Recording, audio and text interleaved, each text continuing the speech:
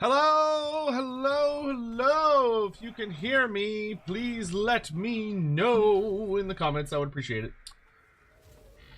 Hopefully you can, because obviously that's going to be important to today's stream, is if you can't hear me. That will introduce difficulties. I'm gonna clean off my glasses real quick. I'm so frustrated. I bought like a nice little spray bottle with like stuff for glasses cleaner, and I somehow fucking managed to misplace it within like 2 days because I have freaking holes in my brain. Turn up the mic a little bit. I can't. I'm not really able to do that very well. Well, granted, I was aiming that way. Let me know if that's better. But today, hello, Sotek. we got things to do. Welcome, welcome, welcome. Hopefully everyone's having a good day. Welcome to the stream. Sick Free KKP, thank you so much for the 36 months. 3 years! 3 years! See, back in releasing videos right before you go live. Yes, the video, to be fair, the video I just released is very short. It's just like a little thing for people that want to see all the new, like, faction and lord effects and don't want to sit through live streams or any of that. But, welcome, it's lovely to see you all. Hopefully everyone's doing okay. We're going to be playing some ARBAAL. Did the generic orc characters get their chariots? No. They did not. The orc characters and the goblin characters. They still have not done that yet, which is annoying, but I've been banging on in kind of like the appropriate forums for them to do a pretty significant mount patch. So hopefully that's something they'll do pretty quickly in the new year. What happens if he loses? Don't worry, I'll show you. Is Skulltaker's intro cutscene embargoed? Yes, technically, Skulltaker, Gorbad, and Golgfag are all embargoed right now, so I can't click on their stuff. Somehow, some idiot managed to do that. Somewhere, because I saw Gorbad stuff on Reddit, but I'm not gonna get in trouble because fuck that. Yeah, without further ado, I don't think we're gonna waste much time. Let's go ahead and hop into it. We've got about 4 hours today to just enjoy playing ARBAAL. Then I am doing a collab stream with some friends of mine. I think we're playing some Space Marine 2 tonight, so that'll be kind of like a fun little casual thing we'll do this evening. And then most of tomorrow, we're going to be doing other campaigns. So we'll check out like a Scrag campaign, a Greases campaign, a Scarbrand campaign, a Scarstent campaign. Like we're going to be kind of kicking around a lot of different campaigns this weekend. We do of course have Lorebeards on Sunday still. Tomorrow I do have to go to my sister-in-law's birthday party, but I'm gonna kind of like show up, say hi, and leave. I'm not gonna stay very long, but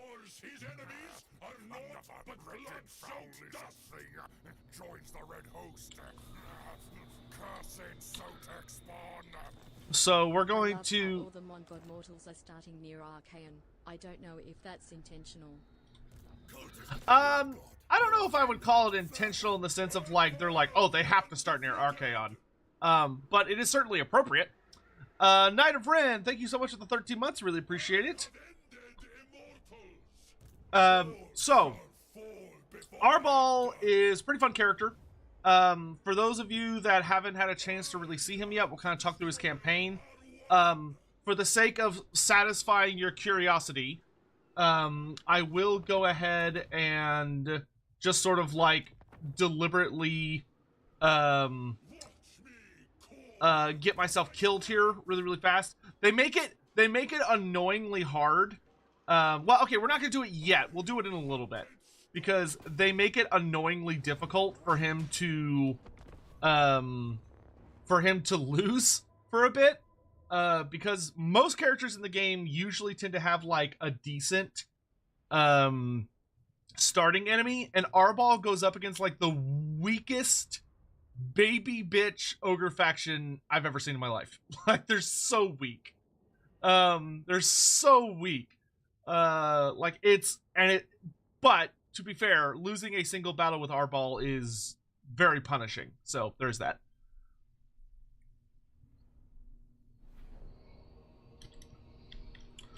But we get to enjoy ARBAAL in all of his glory, his wonderful, precious glory. He's got, you know, we did show him a lot in the showcase, but you know, obviously we'll touch on his skill tree and a bunch of other shenanigans and stuff. Oh, that reminds me, I need to make a skill tree video. I'm gonna do that this weekend. I do have a video coming out tomorrow, tomorrow morning, where I'm gonna show off all of the changes as far as like new landmarks, all of them. So we'll show off all of the Khorne landmarks, all of the greenskin landmarks, and the ogre stuff. We're also going to show off all of the new the changes to the map, the changes to the campaign map, because there's some new stuff going on the campaign map, and also some other changes for some fun things involving Khorne and all that stuff. So including, of course, the new province in southern Cathay, because the border between Cathay and Koresh is now a province. So that'll be in tomorrow morning's video. It's going to come out very early tomorrow morning, probably like 6 a.m. Central Standard Time or something like that. So look forward to that. Are there any new unusual locations? No. In fact, I've been actually having a pretty hard time getting them to trigger at all with like the factions I've been playing, and that could just be coincidence. But I feel like they're like very difficult to trigger right now, which isn't the end of the world by any means, but it is something I'm kind of keeping an eye on. I have spoken with CA about, like, you know, I at least would very much like to see more unusual locations added. And they're aware of it, and they appreciate that, because they're kind of a passion project of one of the devs. So that's something we will probably see more of, you know, in the coming times, but not in this patch.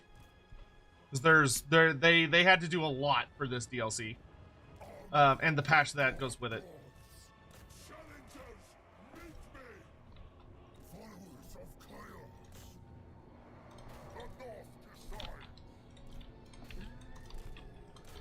But hopefully you're all having a lovely day, wherever you may be in the world. Do you suffer a dilemma if another lord loses? No, I believe it's just with ARBAAL, but we can test that theory during today's stream. But I'm 99% sure it is ARBAAL only. Actually, no, I'm 100% sure it's ARBAAL only. Well, 99%. It should be, but we'll double check it just to be safe.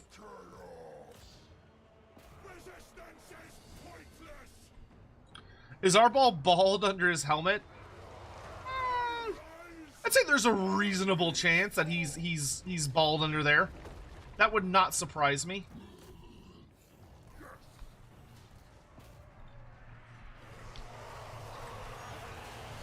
But actually no, because of Blood Host, I have tested that. So no, I'm 100% sure ARBAAL does. I'm 100% sure that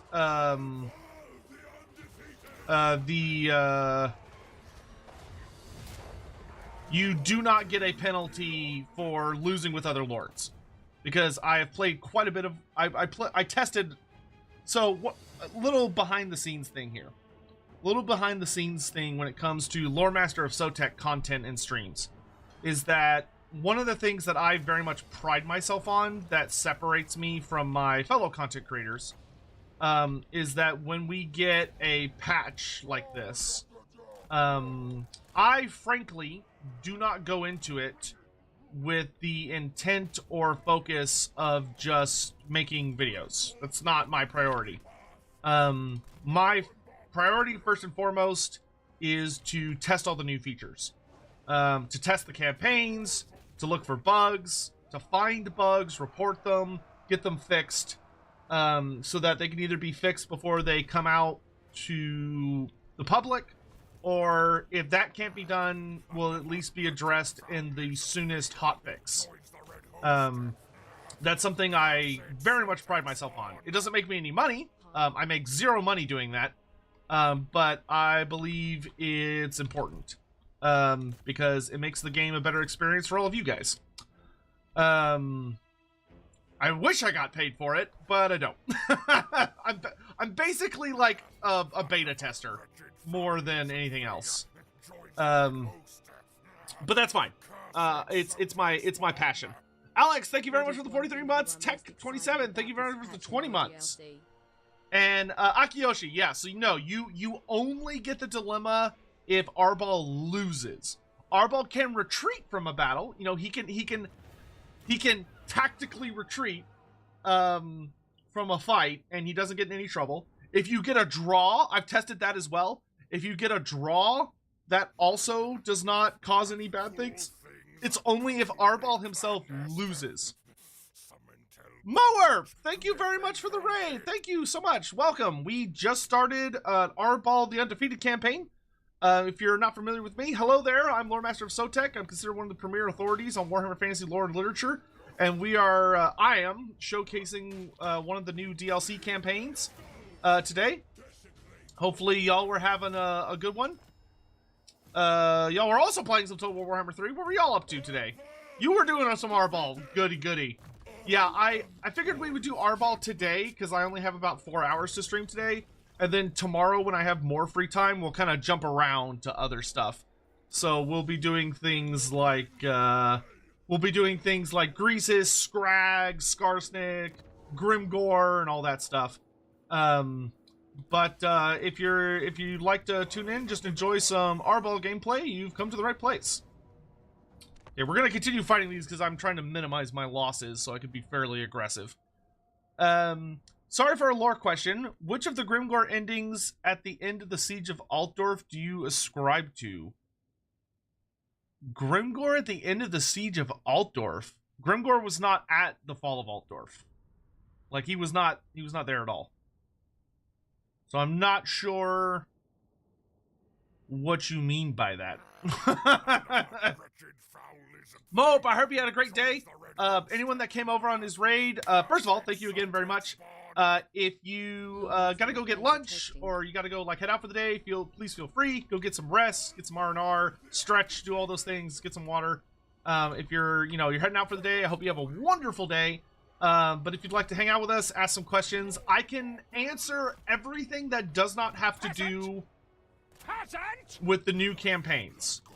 I cannot like directly answer / comment. Well, I can comment on it, but I can't answer certain kinds of questions about the 3 DLC characters, but I could talk about literally anything else.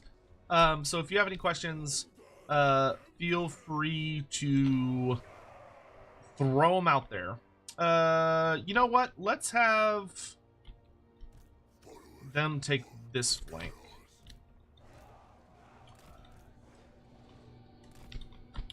Did they make updates to Grimgore? So, okay, I just released a new video that is, like, literally just a few minutes ago. That's only, like, 6 minutes long, where I literally just went through all of the characters. I believe Grimgore got some slight changes to his faction effects.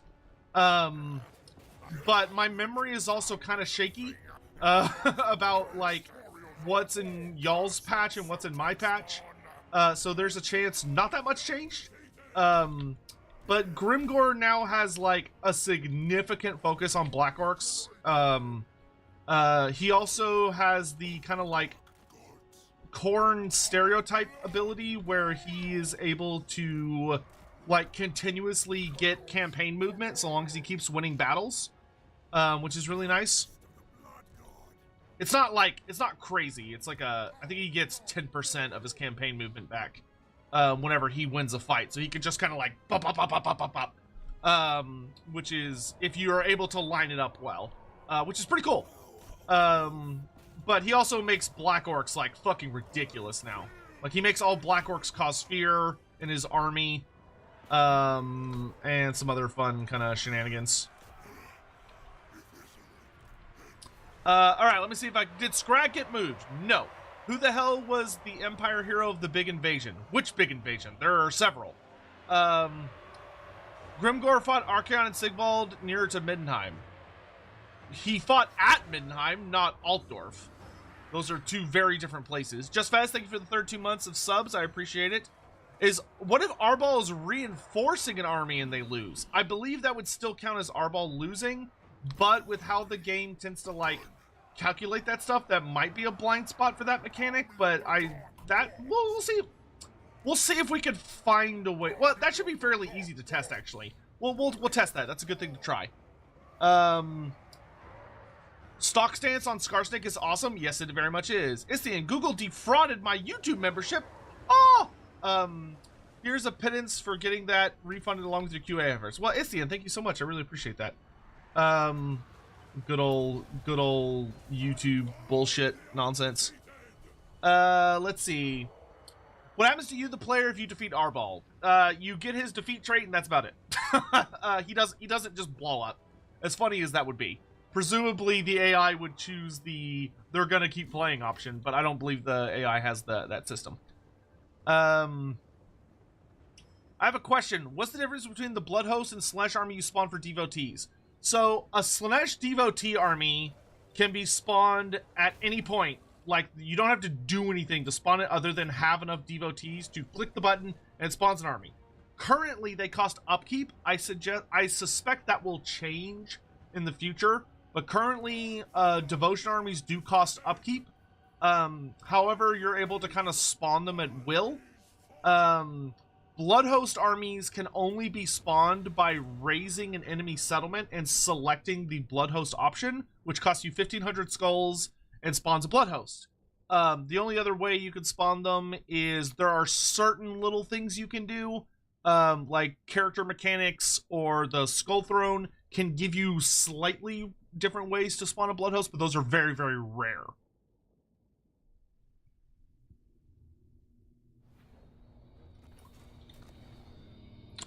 All right, let's get some skulls. Let's also fix my stupid ass camera settings, because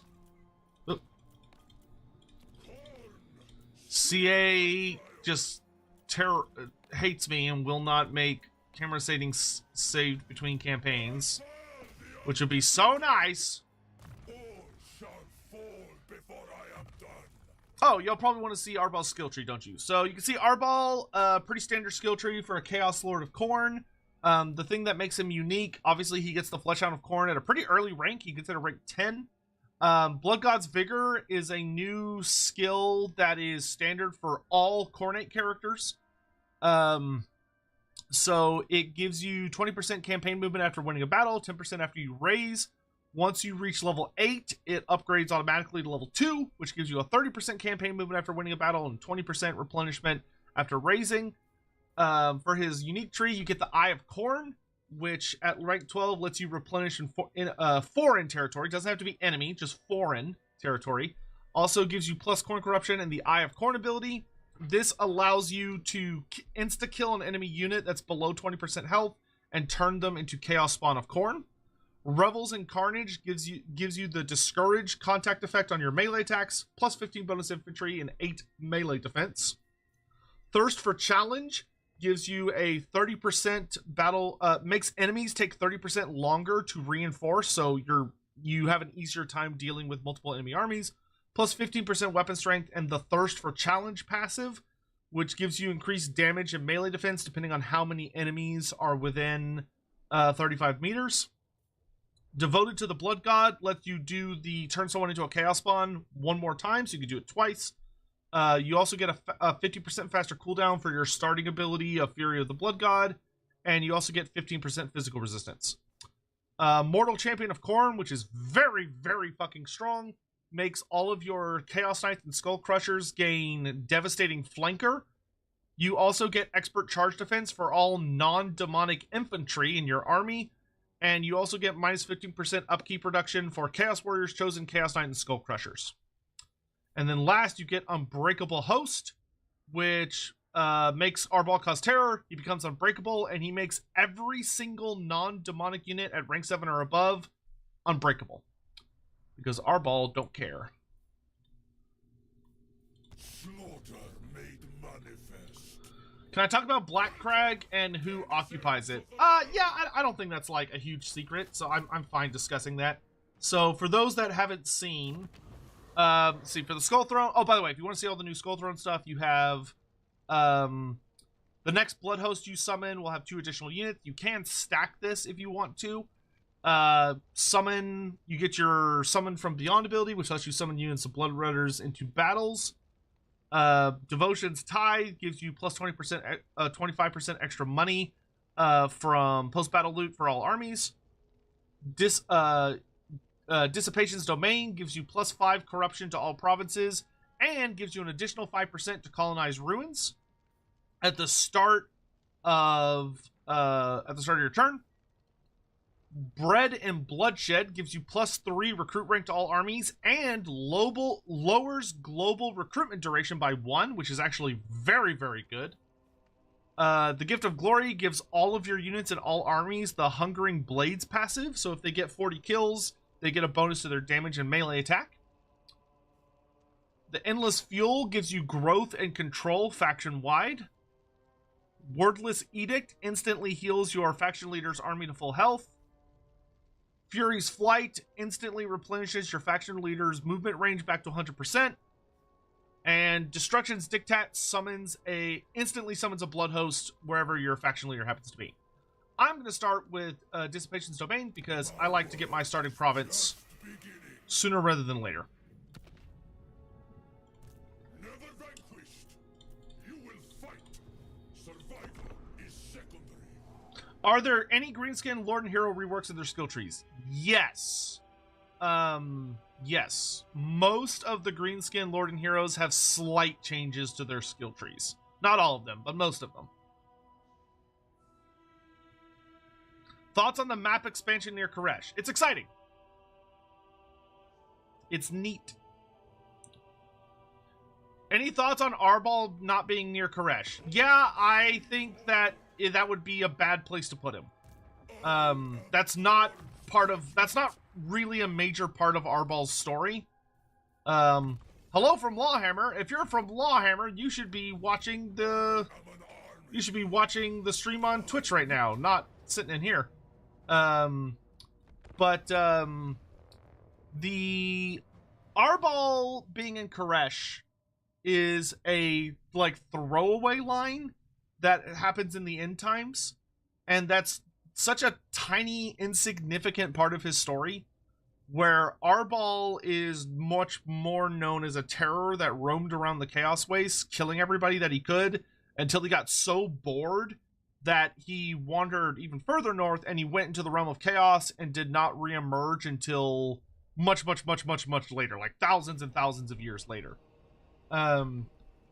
So I much prefer him being on the Skull Road, because there should be a Khorne character. Like, there should be a character of each Dark God that starts in the Chaos Wastes and comes south. Like, they start up north and they work their way south, because it's the Chaos Wastes. That's where chaos comes from. I am not a big fan of the idea that, like, chaos characters should, like, be just thrown around in random places if there isn't at least one person up north. So, like, I would very much like to have, like, one for each of them up there. Isn't that Valkia? No, I don't count Valkia, because Valkia is a Warrior of Chaos character, not a Khorne character, which I know you may go, well, there's no difference. I consider that a difference. And plus, she's north of Nagaroth, which is still, like, that's, like, way the fuck off to the side.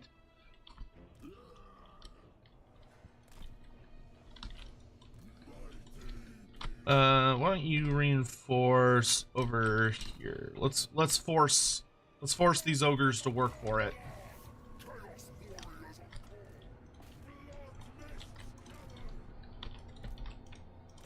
Nobbler's about to have a bad day. Which mechanics or buffs are more powerful, ARBAAL or Skulltaker? They're different. I can't talk a ton about Skulltaker, but if you've watched the video that Creative Assembly put out on him, the showcase, how do I say this? Skulltaker is much more about buffing himself into like a terrifying, super over-the-top, batshit crazy character that can make bloodletters really, really good. Like he you know, he can do some cool stuff for your demons. He makes bloodletters really scary. But he's more of a duelist that can get like hyper insane. But you have to build up to it. Scarbrand is more of, Scarbrand comes out the gate being insanely powerful and like an absolutely hilariously over the top like monster lord, who also can buff your soul grinders and bloodthirsters to pretty obscene levels. And then ARBAAL is more like a general. Like he is in and of himself a really powerful badass, but he's more like your big badass general character who takes all of your immortal units to the next level.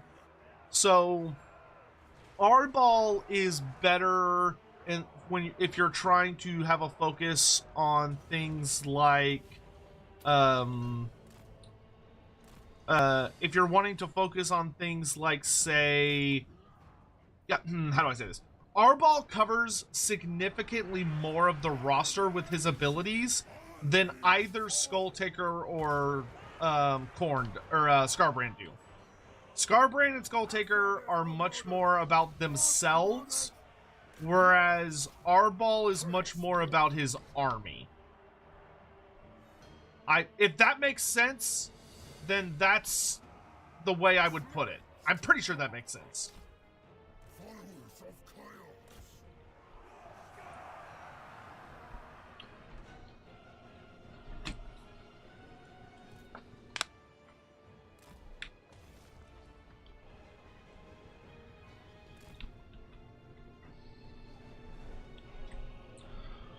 Do I think all Khorne characters should be confederated?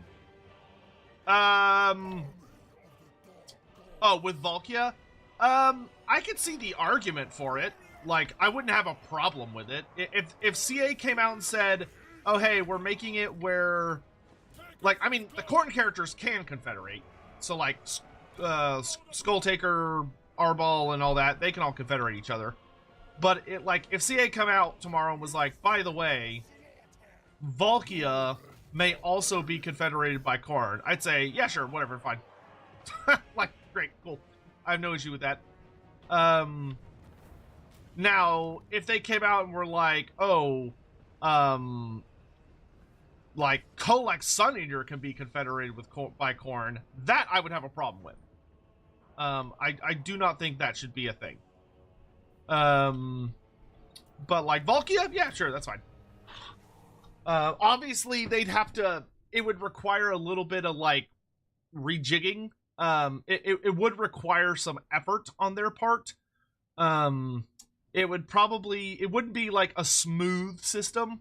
It would probably be something like, if you confederated Valkia, you would probably have to make it where she doesn't...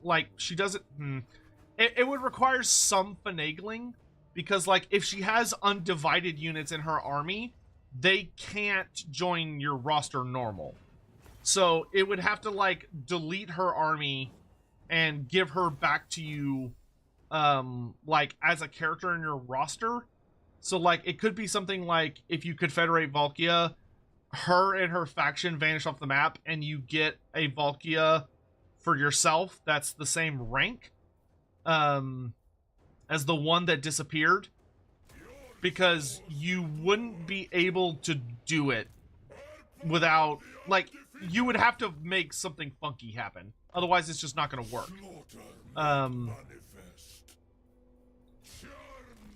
because it would be drawing things into your roster that are not supposed to be in your roster. Like, you know, if she has a Mutilith Vortex Beast in her army, that can't be in your army. So obviously, you know, there's gonna be some give and take for that to work. That being said, I think if people desperately want it, it's something that could be considered. But I don't care for that. Like, I'm not a collect Pokemon kind of guy. That's I do not go for confederating all the characters. That's generally not something I tend to aim for. And there are mods that do that really well. If that's something you're like, I'm hell-bent on this, like, there are mods that do that very, very well. Because the mods will kind of cheat. In some messy ways. Do I want to bother with a siege? No, I do not. I would like more money, so let's sack Karak Doom. If you lose, do you restart the campaign? If you lose with ARBAAL, which I can showcase here in a little bit. If you lose with ARBAAL, you are given a dilemma. And the dilemma is basically you could do the lore accurate thing, or you could do the sensible thing. If you do the lore accurate thing, ARBAAL immediately dies, and you lose the campaign instantly. With no recourse. Like, there's nothing you can do. There's no way to keep playing. You instantly lose the campaign, back to main menu. If you decide you would like to keep playing and not do the lore accurate thing, then you can choose to ignore the lore and continue playing, but you are no longer ARBAAL the Undefeated, you are now ARBAAL the Defeated.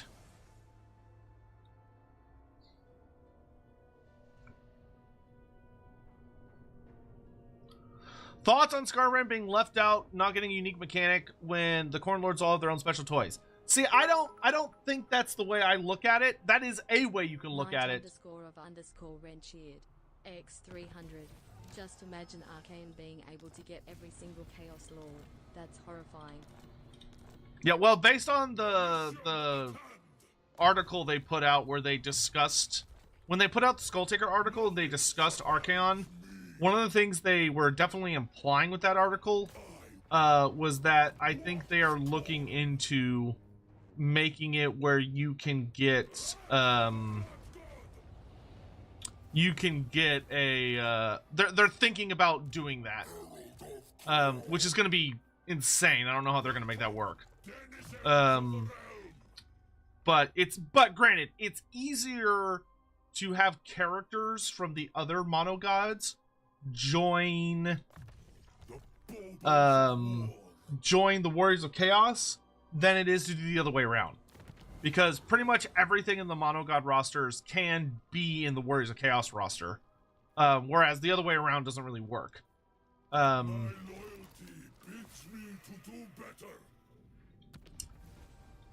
so let's destroy this last settlement, and then we can get started on ARBAAL's actual mechanic. Actually, you know what? Let's put a demon portal there.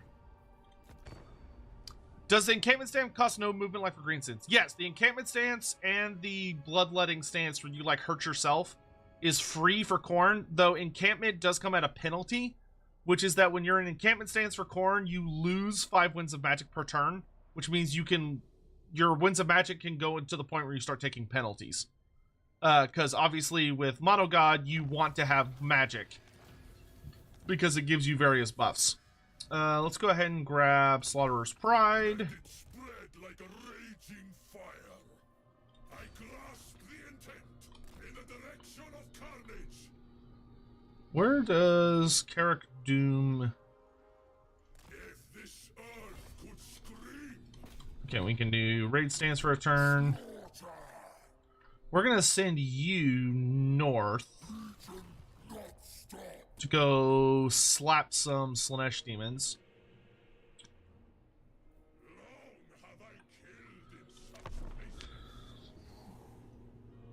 ARBAAL is Oxiodal 2.0. He's not the same as Oxiodal. Obviously, he does have the teleport function like Oxiodal, but for him, it actually costs a significant amount of his resource. So jumping around is not super easy for him because it's expensive.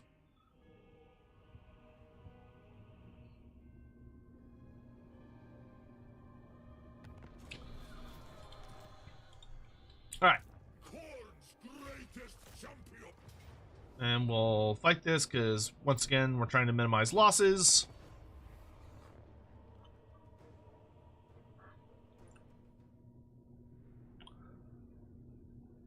I'm thinking about Daniel confederating demonic monogods. Daniel could do that very easily. Well, granted, you'd have to rework Daniel. The way he currently functions, it would be not great, but if you fixed him, it would work fine.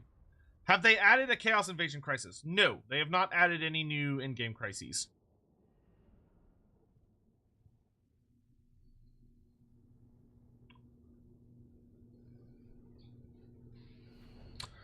Mr. Lotenka, thank you very much for the super chat. Sotek, I have a question. What's now the difference between the Blood Host and Slash Arm you spawn for devotees? So talked about this earlier, but the basic difference is that Blood Hosts have 0 upkeep. So once you summon them, they're free. They do, but you can own, well, for the most part, through the vast majority of your campaign, you can only summon them by raising an enemy settlement and selecting the Blood Host option. That's it. Like, that's pretty much the only way you can get them. There are some other ways, but they are much later in the campaign and more difficult. And even when you have those options, they tend to have pretty long cooldowns. Meanwhile, when you're dealing with the pleasure cults, you are able to summon those by simply clicking a button at any time, at any point, and they just show up.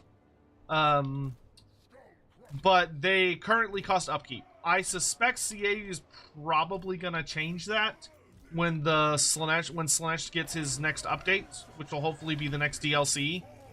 The Slaanesh DLC is probably going to make the pleasure cults free upkeep as well.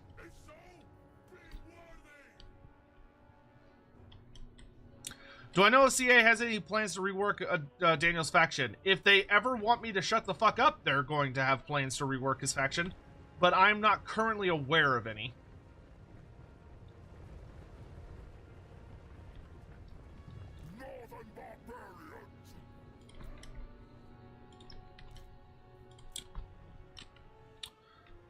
Question. I often hear things like Demonettes of Slaanesh, Plaguebearers of Nurgle, etc. Does this mean they could theoretically be aligned to a different Chaos God? No.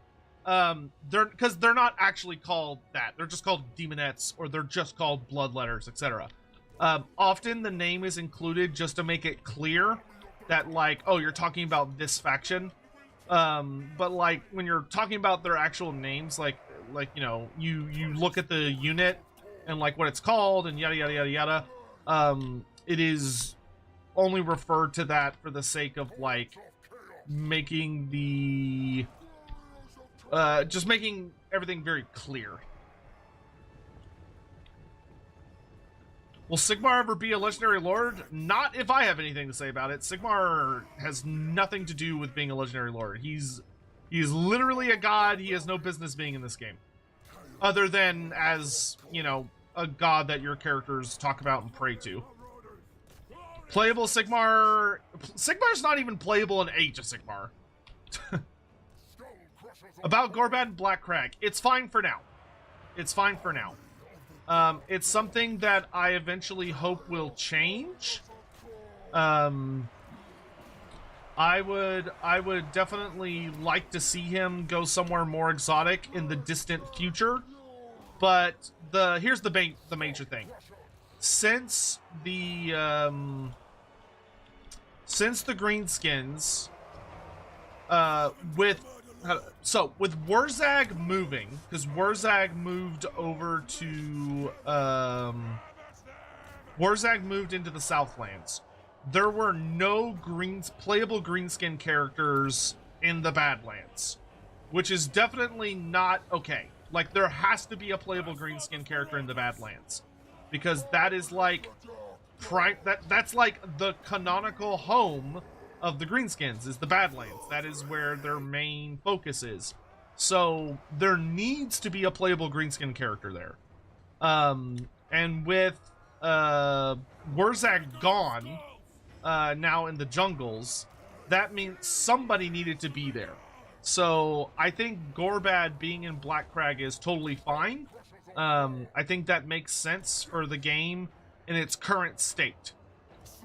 It is my personal hope that eventually, one day in the future, we will get Gorfang Rotgut as a playable character.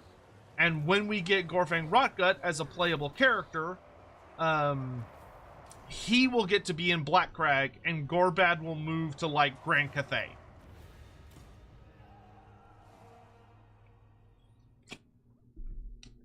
But I would slot that under All Things in Good Time. Are there plans to add Nagash into the game? Yes, but we don't know what they are. Mr. Lotenka, thank you for the super chat. I know I write this every stream of yours, but please make CA do your version of the Vampire Council. Well, I can't make CA do things, but I will continue to advocate for what I strongly believe would be the best way to address Vampire Counts getting a DLC. Anything can serve bloodshed. All right, so we can now For the skull throne. actually take a moment to talk about ARBAAL's mechanic, because we're going to be using it next turn. Grey and Sheared, X100. No ARBAAL Indiana Start Frown. Are there any map expansions you can talk about? I have a video coming out tomorrow that shows all of the map expansions, because I know a lot of people are excited for those. We can't wait for the 12th. Good, I'm excited you're excited. Thank you very much for 37 months. But Greyarn, yes, there is a new province in Southern Cathay. So the province, so it's not technically Koresh, but it's the Cathayan hinterlands. I do show it off in a video that'll come out tomorrow morning. I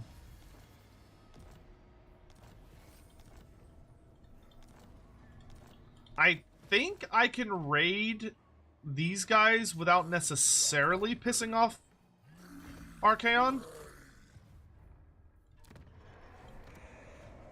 We definitely want to get a boss guy here who's gonna, like, protect our territory. But let's check out ARBAAL's actual mechanic. So, ARBAAL's mechanic. Go ahead and give me Gift of Defiance. So this is the Challenges of Khorne. The way the Challenges of Khorne works is that the game will show you 8? Yeah, 8. Because 8, Khorne. It'll show you 8 different armies spread across the world. And these are enemies that Khorne has challenged ARBAAL with going after and kicking the shit out of. You can mouse over any of these armies, and it will show you the army in question, their units, and what you get for beating them. So, for instance, and there are 3 different tiers. There's Worthy Battles, which are the lower tier, Perfect Challenge, which is mid tier, and Ultimate Bloodbaths, which are high tier. The higher the tier, the better the rewards you get. So, for instance, I could do Blood God Stirs, which would send me to fight Surthara Belkek of Tiranoc. If I were to beat her, I would get 2,000 gold, 5 of Khorne's favor, and 200 skulls. Or I could do Ultimatum to the Feeble, which gives me a similar reward. Mid-tier, I could do Destroyer of Khorne, which would send me to fight Epidemius. If I beat him, I would get 4,000 gold, 10 of Khorne's favor, and minus 20% recruitment cost to all faction or all of my armies for a little bit. If I went to fight Scarbrand, I would get 400 bonus skulls. And then the Ultimate Bloodbath are like really, really powerful 20 stacks. So I could fight the starter army of the Chaos Dwarfs, and I would get 8,000 gold, plus 50% income from post-battle loot for a while, and plus 15 of Khorne's favor. Same thing for going to kick the shit out of Be'lakor, which I might go kill Be'lakor. That sounds kind of fun. But you'll notice there are things. Are they active on the map? Yeah, they're like running around doing stuff. They don't hold still, to my understanding. However, you can also activate boons. So the Challengers of Khorne, it costs 5 of your Khorne's favor. It costs 5 Khorne's favor to teleport anywhere. You can also teleport back to your capital, just like Oxiodal can. But it costs 5 to teleport. However, you can also spend Khorne's favor to get various buffs and kind of debuffs. Another wretched foul lizard thing joins the red host. Cursed Sotek spawn. Sorry, one second. So, the first one is a buff and a debuff. So you have Blood Shall Spill, which is that if you complete a challenge, which these are all challenges, you get 5 additional Khorne's favor, and you also get 1 additional Khorne's favor every single time that you win any battles. However, you start all battles tired. So that means that you basically count as always being in march stance. So it makes the battle more difficult, but you get more of Khorne's favor for winning. There's also Honor Before Reason, which is that when fighting a battle, the enemy you're fighting will get significant stat buffs, but you get extra Khorne's favor. And then the rest of these are just flat out buffs, but they cost more Khorne's favor in upkeep. So Brass Orbs makes it so that whenever there's an enemy spellcaster, it causes Khorne to throw a big old angry skull at the battlefield at a caster, which is cool. You could do Khorne's Presence, which makes it where whenever you win a battle, you spread a lot of corruption, and if you win a challenge, you spread even more corruption. Khorne's Legions gives you up 25% upkeep reduction to ARBAAL's army and 8% reduction to all of your other armies. Storms of War gives you plus 25% movement range and 8% movement for ARBAAL and 8% movement range for everybody else. Vultures of Slaughter makes it whenever you complete a challenge, you instantly summon a Khorne cult, and after any normal battles, you get a 20% chance of summoning a cult.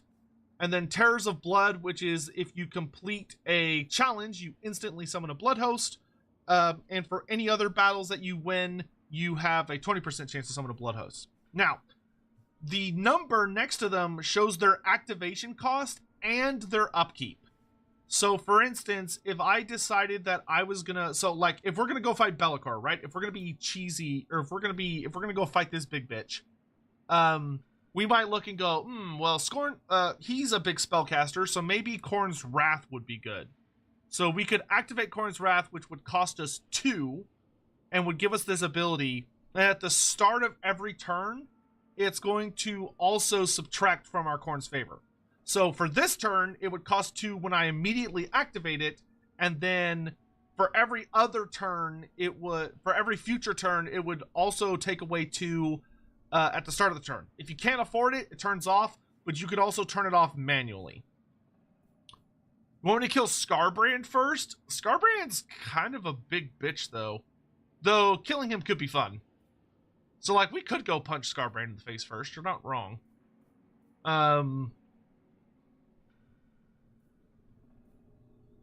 Per turn is rough. Yeah, they are quite expensive for per turn. So why don't we do...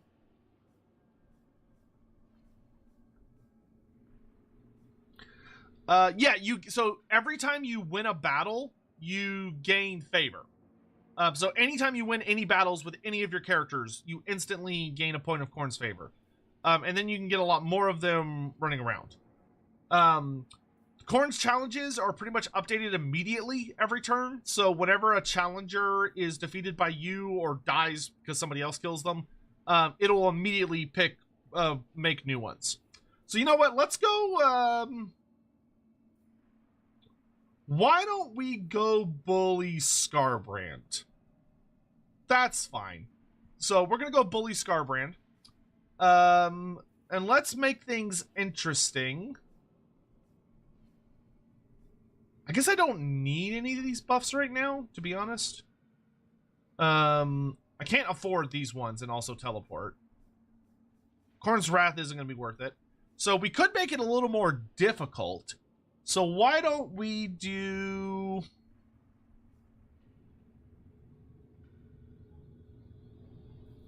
Hold on, what's my army makeup again?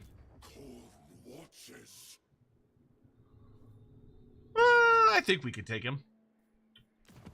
Especially if I do Wound in the World, so I get the ability to summon Bloodletters.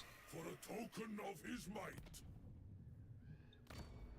And then let's go fight Scarbrand. So when I travel, I pop up just like this. So I'll show up just outside of where his army is. He already has his weapons, and he's already ranked 12. Jesus Christ. Well, hope for the best. So you show up right outside of them, declare war, and hope for the best. Luckily, because I'm such a conniving genius, I've got the Savage Orcs to help me out. Now, I could auto-resolve this, but where's the fun in that? So let's go kill a big bitch. Do you get favor for sacking cities? No, but you get favor for winning a battle to sack a city.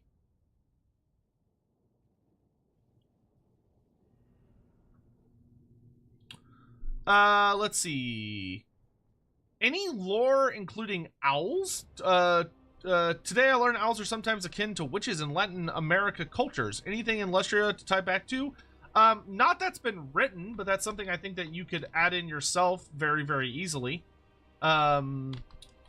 But what I will say is that owls have a very strong relation to Verena, who is the goddess of...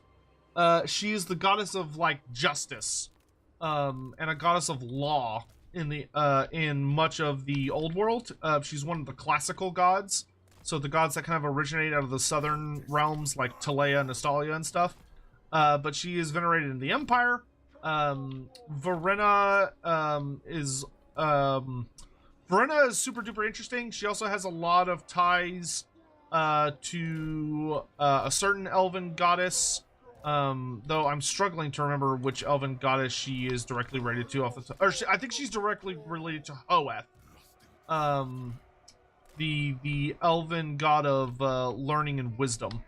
But Verena, there are owls that are like big, scary monster owls. Not like giant monster, but like very, very, very, very big. Like easily could pick up a man. So like think of like a great eagle, but like an owl. That live in the Laralorn forest, that have been mentioned in a recent book. So you can check that out if you're so inclined. Alright, my goal is to wait for the Savage Orcs, because I would very much like the Savage Orcs to be a meat shield for me.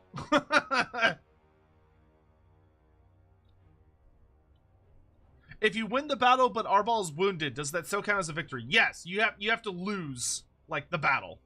It doesn't count if just ARBAAL is wounded. It only counts if you lose.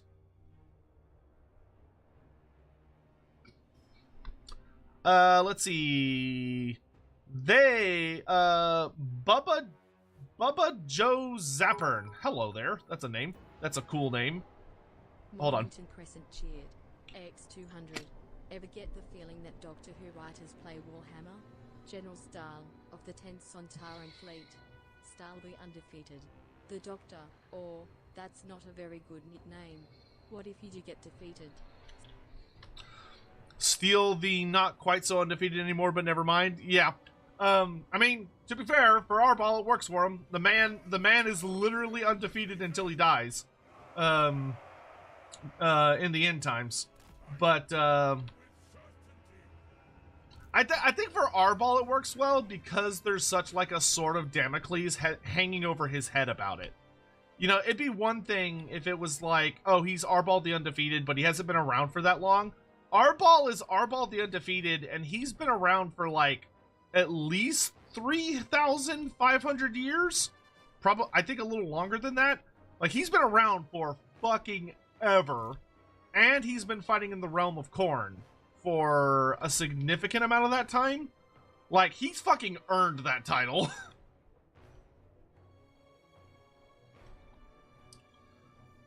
And then, let's see, what was this comment?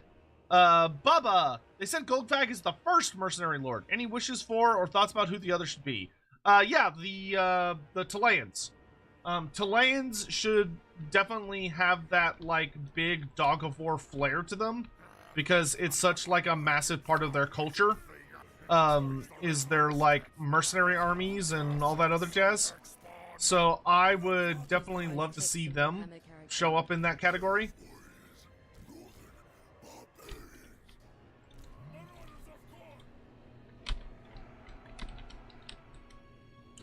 Alright, I'm gonna have my, like, my big important troops follow the Savage Orcs to see if we can get Scarbrand. And I'll let the rest of my army kind of wait to engage.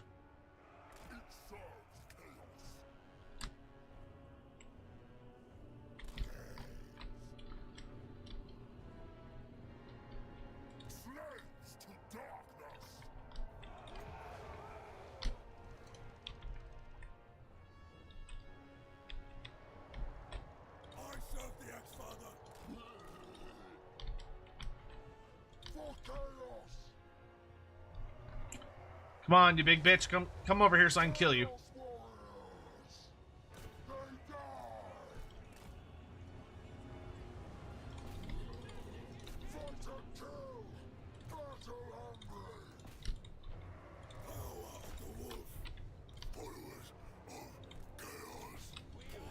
You go that way, you go that way, you come over back this way, you come around this side.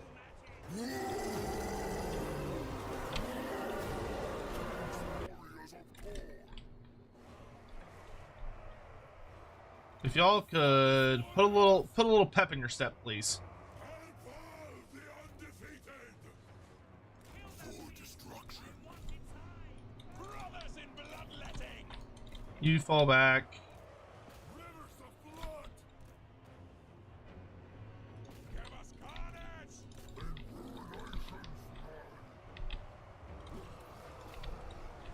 Okay, here he comes. Blood, wolf, and axe! Skull Crushers, get him! Axfather's marauders! With fury and hatred! Cast up for chaos! Warriors of Khorne! The earth will tremble! I want your buffs over here. I want y'all on the... Where'd he go? There he is. I want y'all on the hero. More melee attack buffs! More melee attack buffs!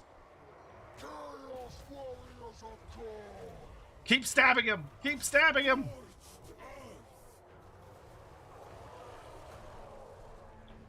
Followers of chaos! Okay, our Marauders of Khorne! infantry are doing quite well. We smell slaughter! Marauders are fighting and getting their asses kicked and then retreating. That's fine, that's what they're good for.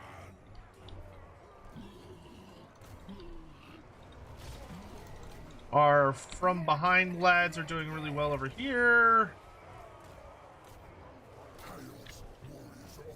Bring him down! Bring him down! Dude, ARBAAL does not give a fuck, dude. He's like, Scarbrand sounds like a bitch to me. It smells like bitch in here. Don't let him get away. Okay, Scarbrand is disintegrating after punting me into somewhere. Okay, great. Scarbrand's dealt with. Well, I said that, and he's kind of taking a second.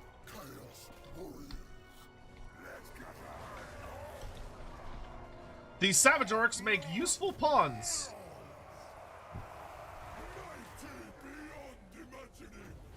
Let's make you guys impossible to kill for a while. Help him with those. Go that way. Go this way.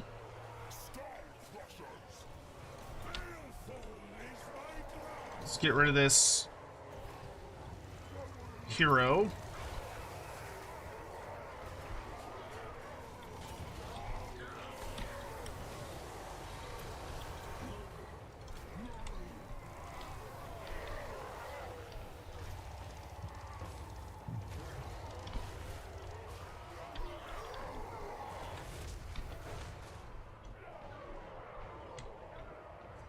Victory! Okay, good. We have punished Khorne's least favored. He has been properly punished. But yeah, so like some good examples from other mercenary lords would be like Borgio the Besieger, Lucrezia Belladonna, Lorenzo Lupo. Any of those would be like super duper fun as like kick-ass legendary lords focused on like mercenary systems and Dogs of War. Sorry, the Emperor. Any hope slash idea slash hope for what mechanics Dakala and the Mash should have when they're added in the next DLC? Assuming we get them, which hopefully will be the case.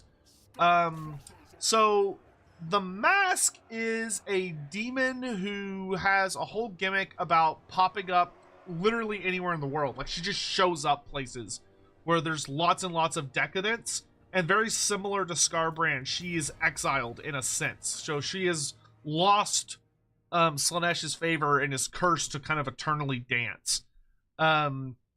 So the big thing that I would do with her is that she should have like a teleport mechanic where she's able to like kind of take advantage of people's decadence and people's you know, throwing parties and doing those kinds of things and just like appearing different places. So she should be the Slaanesh character that has kind of like a notable focus on that. So we gain a Khorne's favor point, though we'll gain more because we just won a challenge. I need money, so let's do money. All right. We got the Torment Blade. And we got Scarbrand the Exiled. Hell yeah, look at that buff. And we also got our Fleshhound. Woohoo, we got the doggy. And we defeated Scarbrand, which gave us a whole bunch more of Khorne's favor. So, because we got a shitload of experience, let's grab some points in Blood-Soaked Champions to make our mortal units as powerful as they can be. Then let's focus on... See, Ferocious Hunters will upgrade my Forsaken, Khorngors, and Warhounds. Hellforge Engines will upgrade my Chariots and War Shrines. And Harbingers will upgrade my Minotaurs. Oh, Slaughter Brood as well. Okay, so let's do Harbingers. Slaughter made manifest. Let's do Hard to Hit and Deadly Blade.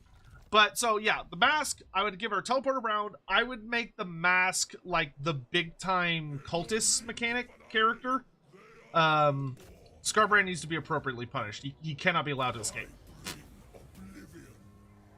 There. I punished you in Dad's name. So, interesting thing about ARBAAL's teleportation is it does have limits. So, ARBAAL cannot teleport if he is in... he can only teleport once per turn. He cannot teleport if he is on the ocean. He cannot teleport if he is recruiting. And he cannot teleport if he is in a region where he's at war with someone. So, if you go like... let's say you attack Bellicor on Albion... And, like, obviously you declare war, and you're at war with everybody on the island of Albion. That can be a problem, because that will mean that you, once you beat him, unless you, like, raise a settlement, you cannot teleport out. Does Sotek read both chats? Yes. XS Rethlos, thank you so much for the 19 months. Yeah, but anyway, okay, sorry. Let me finish this like super chat question and then we'll continue on. So, the Mask, I would have her be the cultist focus character. Actually, or would I have Dakala be the cultist focus character? That's tricky. I'd have to think about that. But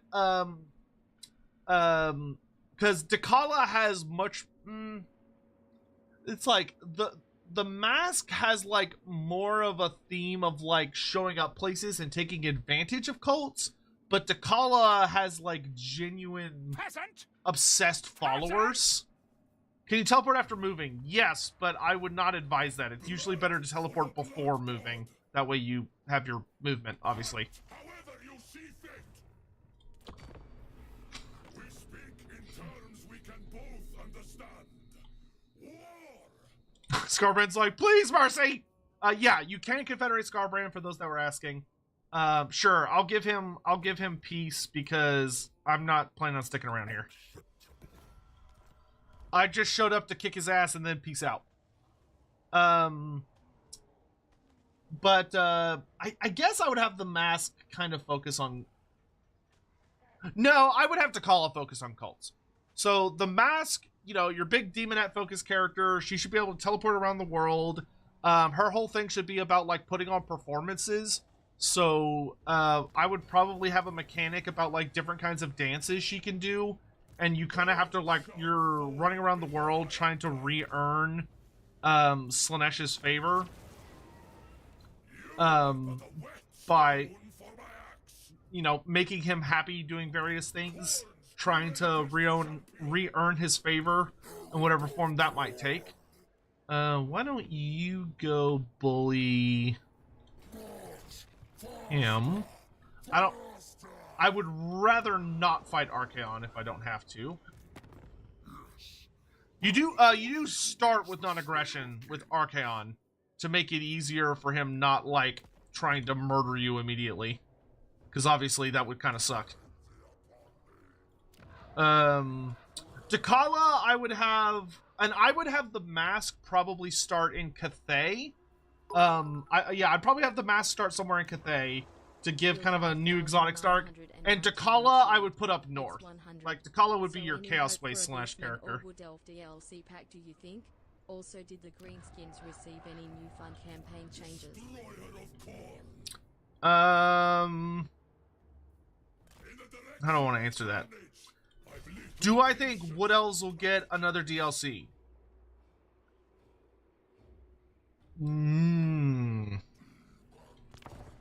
I think it's possible, but I don't think it's super likely. It's possible, though. It's technically possible. Not crazy likely to me, but it does seem possible. Will Beastmen get one? I think so. Beastmen, I think, are significantly more likely than Wood Elves, because Beastmen have actual units you can still pull on due to a lot of monster stuff. Wood Elves, the tough thing with Wood Elves is, like, getting any reasonable units. Because, like, there's not a whole lot that you can really still do with them. Is the tricky part. At least in my opinion. I'm sure there are people out there that'll be like, oh, but you could do, like, this one goofy-ass chariot. And it's like, yes, you are technically correct. But, like, the fucking... I hate that chariot. The Wood Elves with chariots is, like, sacrilegious to me. But, yeah.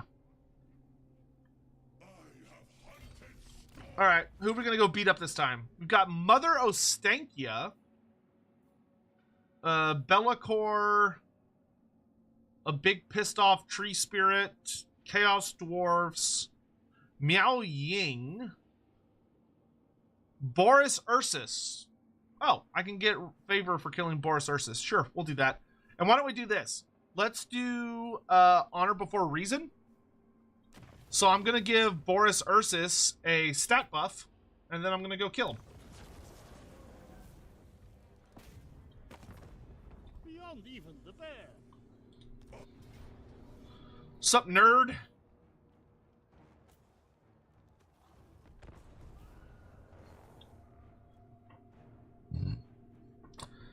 Science says I'd actually have to call it the Demonium Hills of the Southern Waste. I mean, yeah, the Southern Waste and the Northern Waste don't make a big difference to me. You can put them in either, I don't care. What Wood Elf legendary lore options are available? The only two characters Wood Elves still arguably need for legendary lords are Naiath the Prophetess, which Naiath the Prophetess would be your traditional Wood Elf wizard lord, who's like could have a mixture of lores and would be like a really cool caster focused character. Because the Wood Elves actually don't have like a traditional wizard lord. Like Drycha and Durthu both use magic, but it's not really their focus, whereas for Nyath it would be. And then the last one would be Erloth. Erloth the Bold is a he's the Lord of Talzin, and he is basically the only like regular Wood Elf. But he has like a big gimmick on he's this unbreakable, pretty badass duelist. Who also has like a pet hawk named Skarn the Eye Thief, who does exactly what it says on the tin. He flies out, he like flies up on you and rips your eyes out, which is a bit terrifying if you value your eyeballs, which I think is a reasonable thing to value. But those would probably be the big ones. And then for legendary heroes, I'd probably do like Scarlock the Hunter, who's like a super badass archer. I love ARBAAL's model on his dog. Like that banner and everything, like goddamn, he looks good.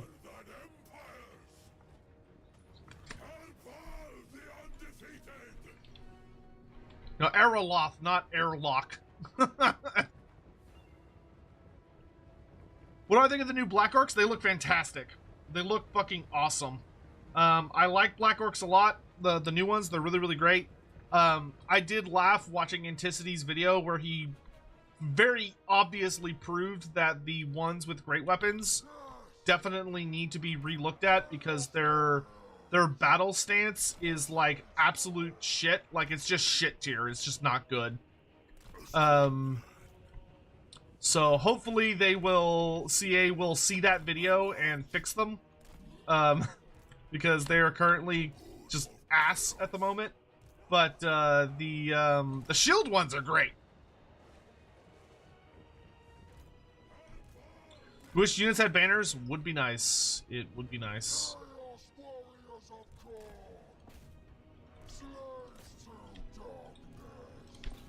And you get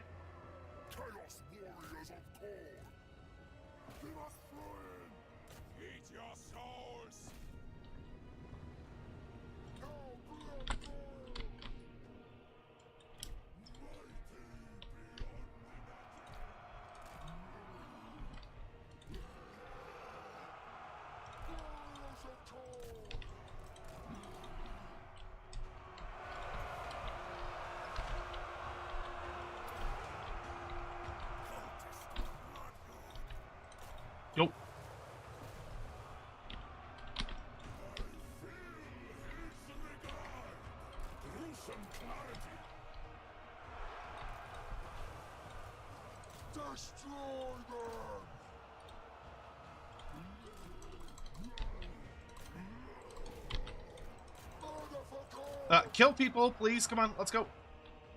His judgment's hand. None will turn me aside. Blood for the blood god. I would like Boris Ursus to come out and meet me. That'd be cool. Yes. Haha, fool! Skull Crushers to me!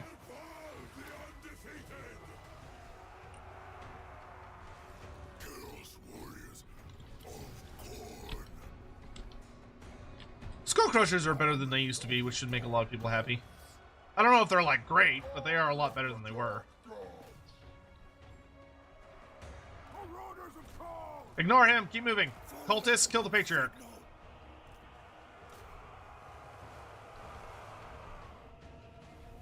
Ah, Boris does so much damage. Chaos warriors of Khorne. Northern barbarian. Warriors Actually, Howard's pull over this way.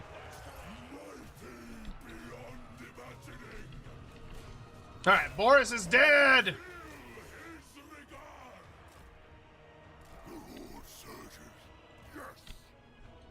spreading destruction. Eye of the Bloodstorm.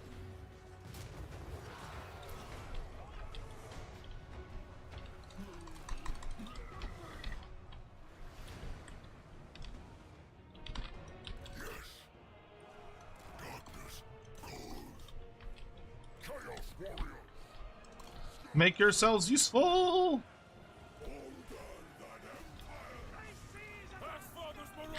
Marauders with me.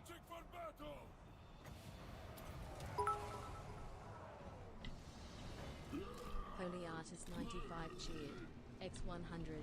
You put the Iceman back on ice. Now time for more skulls to pile. Indeed, indeed.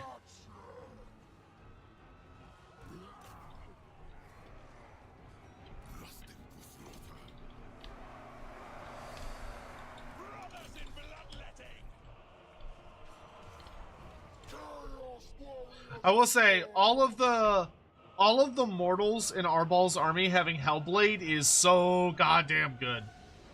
Well, all of his Chaos Warriors anyway. Where it's like, oh, they get more than 80 kills? Well, they're fucking amazing now.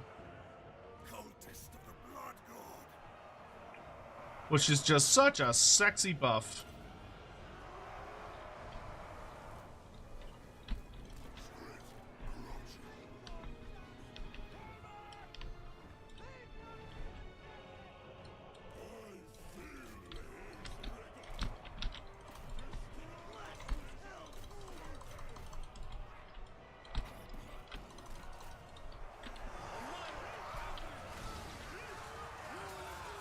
Ooh.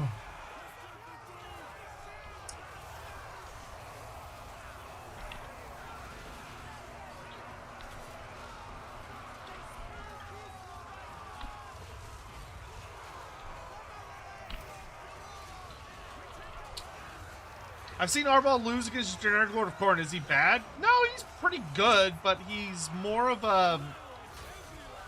He's not a beat stick character. Like, he is strong, but he's less of a beat stick character. Like, he's not Scarbrand, where, like, Scarbrand, you just throw at something that you want to die, and Scarbrand will get it done. Skulltaker is much more about, like, utility. He's still, like, a really heavy metal badass fighter, but of the 3 Khorne Legendary Lords, he is the support character. He's better about supporting your units and being used strategically. If you just throw him into duels, he's not going to perform as well as, like, Skulltaker or Scarbrand will. But he has abilities that they don't have that makes him very, very good at leading your armies. Woo, Potion of Healing. Hell yeah, I'll take that. Boris, give me skulls.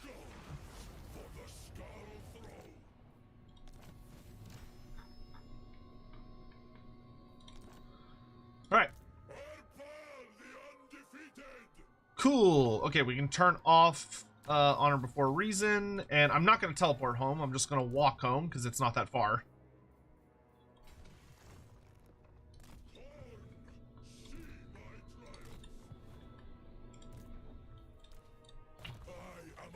Alright, we got Eye of Khorne, so now we can turn enemy units into Chaos Spawn, which is awesome. And we're also going to go ahead and pick up Mortal Champion of Khorne. Oh, wait, no, that's not the one I want. Wait, is that the one? Oh, no, that is the one I want. But don't I want that right now? Expert Charge Defense is pretty good. No, let's get Devoted to the Blood God first, so I can turn 2 units into Chaos Spawn. The baubles of war. I grasp the intent. I like how he says bulbils. Oh, so speaking of skill tree changes, you'll notice that the Cultist has had a slight skill tree change. So the Cultist now has 2 optional trees that you get to pick from. So when you level up a Cultist, I think at rank 9 or rank... No, I think at rank 10, he gets access to these. So you can do Provocateur, which gives you 25% movement on the campaign map if you're not in an army, and 10% success chance on your actions. You could do Symbols of Khorne, which spreads more Khorne corruption, lowers local control, and also gives you a 5% higher... if your demons are killed in battle and are reforged so they don't actually die, they come back with 5% more health than they would normally. And then War is Prayer, which makes his leadership aura more effective. You get 15% extra experience for all of your units, and you get the Kill for Khorne passive on your Cultist, which buffs nearby allies with +5 melee attack, +4 leadership. So I'm going to take War is Prayer.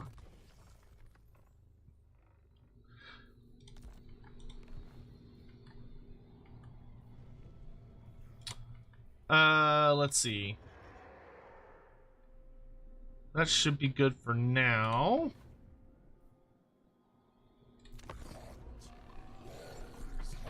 We'll probably get a second army to start building. Oh no, you're gonna kill my blood host. Oh, whatever will I do? Though I actually will fight this battle so I can do as much damage as possible.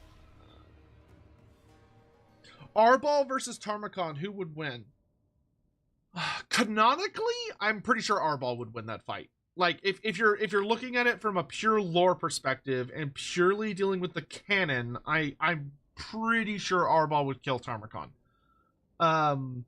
Anything other than the lore, so like if you're doing like tabletop stats or any of that other stuff, Tarmakon would absolutely obliterate ARBAAL. Like Tarmakon would just he would shit all over ARBAAL very, very consistently. But from a lore standpoint, I'm pretty sure ARBAAL would beat him.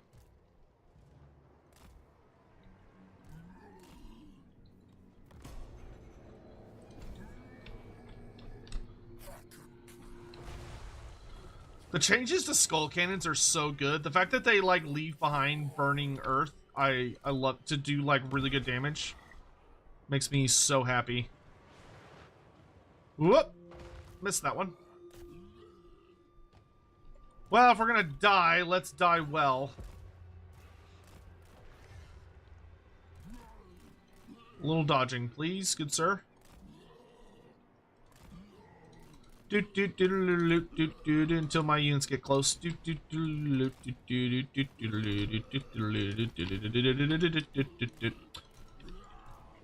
Get him!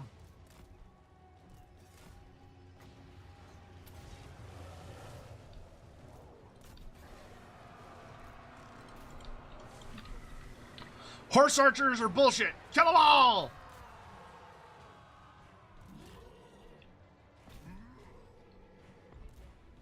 The rest of you, forward!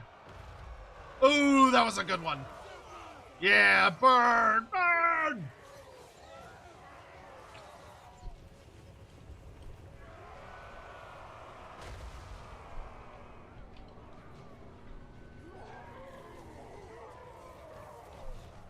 How's the shotgun skull cannon? The Regiment of Renown? I love it. It's one of my favorite new Regiments of Renown, actually. It's not only super fun, but it hits like a truck, which is always a nice combo.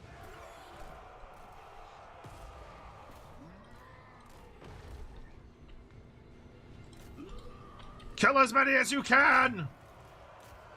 Kill for Khorne! Kill for Khorne! Kill for Khorne!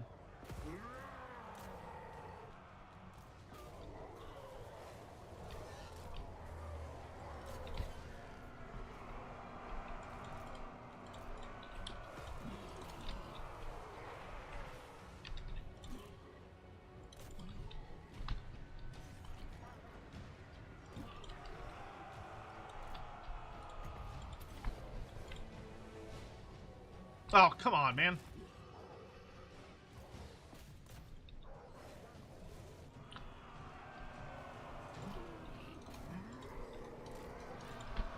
If there weren't so many goddamn archers, I'd actually be feeling pretty good about this.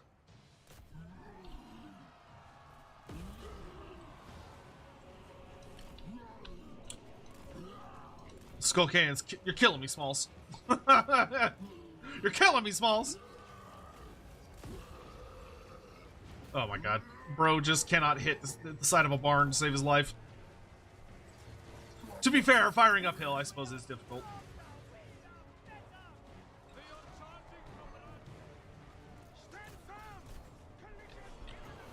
Demons!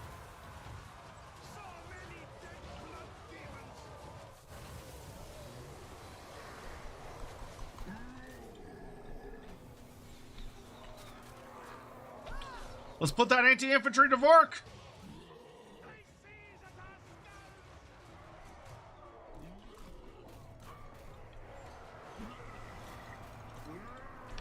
Oh, my general's about to die. No, he's not! Unbreakable general for 20 seconds.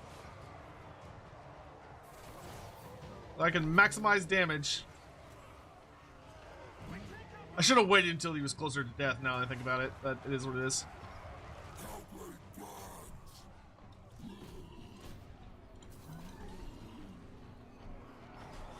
Yeah, we're definitely gonna lose, but we are gonna take a lot of them with us. And none of these guys have spear, so he'll do okay until he starts breaking down from leadership problems.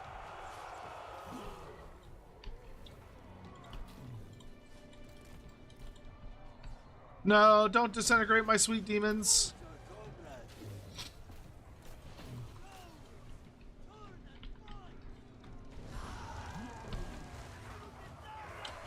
Bro, he's getting shit done. Good for him. Good for him.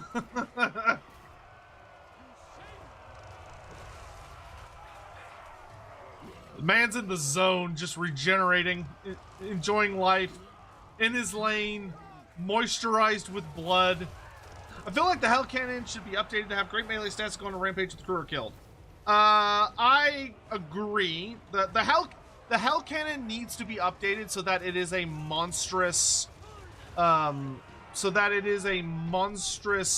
artillery piece rather than just an artillery piece, so that it's accurate to its tabletop depiction.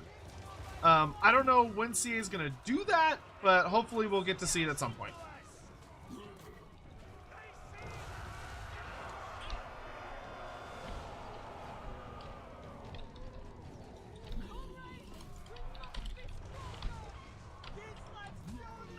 Beep, beep, motherfucker, I'm a bus.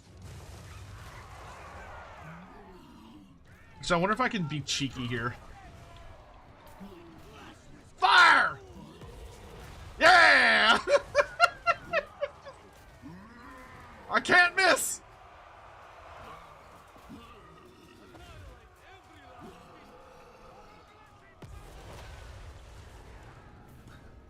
Yes, the Skull Cannon replenishes ammo and heals in close combat, which is awesome.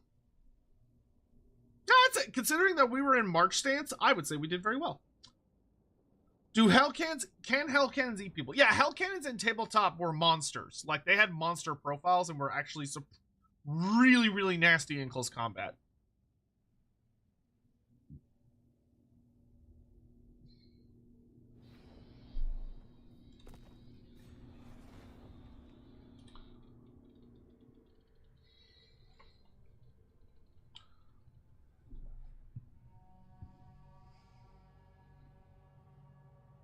Maybe I will kill Archaon. Or maybe not. I'll have to think about it.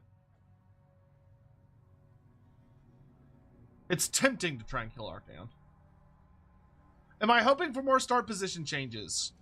The only character... Ooh, Lord Mazdamundi and Vlad von Carstein. Okay.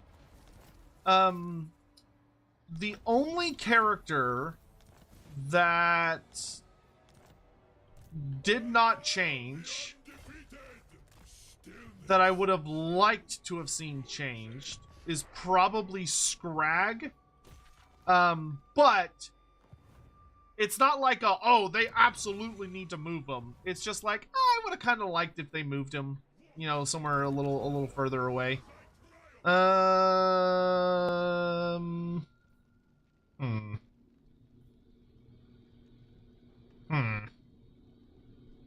Yeah, sure. We do want to keep pumping skulls, but I'm gonna raid and mess them up this turn, and then we'll go off and do a challenge next turn. We're doing well financially. I don't think there's anything I really want to do at this exact moment. We'll probably do Vultures of Slaughter when we go do our next challenge, so we can like start getting some cults popping up around the world. Scion, Skulltaker really should buff all blood letter units, including Blood Crushers, Blood Shrines, and Skull Cannons. I concur. I concur that would make sense for his character. That either in his faction effects or in his personal skill tree, he should have buffs for anything that has a blood letter on it. Currently, I don't believe that's what he does. I think right now he's mostly just focused on infantry stuff, but that's something they can change in the future patch. Because then, yeah, because that would be nice, because you have, like, Scarbrand is focused on your monster stuff, like your your Soul Grinders, your Bloodthirsters, and stuff like that, and just himself, because he's just, like, the biggest fucking beatstick in the world. And then you could have, a focus on, You could have then you could have a focus on ARBAAL for all your immortal units, and then Skulltaker for all of your like smaller guys. Okay, let's get Revels in Carnage, because that +8 melee defense is really sexy. And it also makes it where he has now he also has discouraged attacks, which is going to make him much spookier, which is always good. And I think we can go ahead and start getting a second Lord. I'm going to wait just a smidge longer for a second Lord, because I really want to be able to like just like go all in on recruiting everything I want. We are going to get one of the new Lords, but we're going to wait just a teeny tiny bit longer.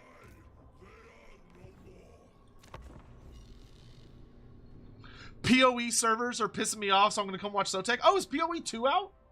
I've been thinking about actually playing that. I've been thinking about picking that up, potentially.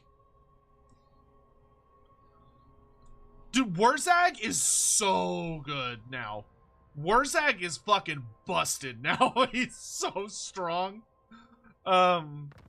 You'll see it in tomorrow morning's video. I go over all of the new buildings, because Warzag is basically like, what if we took Warzag and made his mechanic like just crack cocaine? And you're like, oh. Like, Warzag is fucking nuts, dude. So I'm really excited to show y'all that.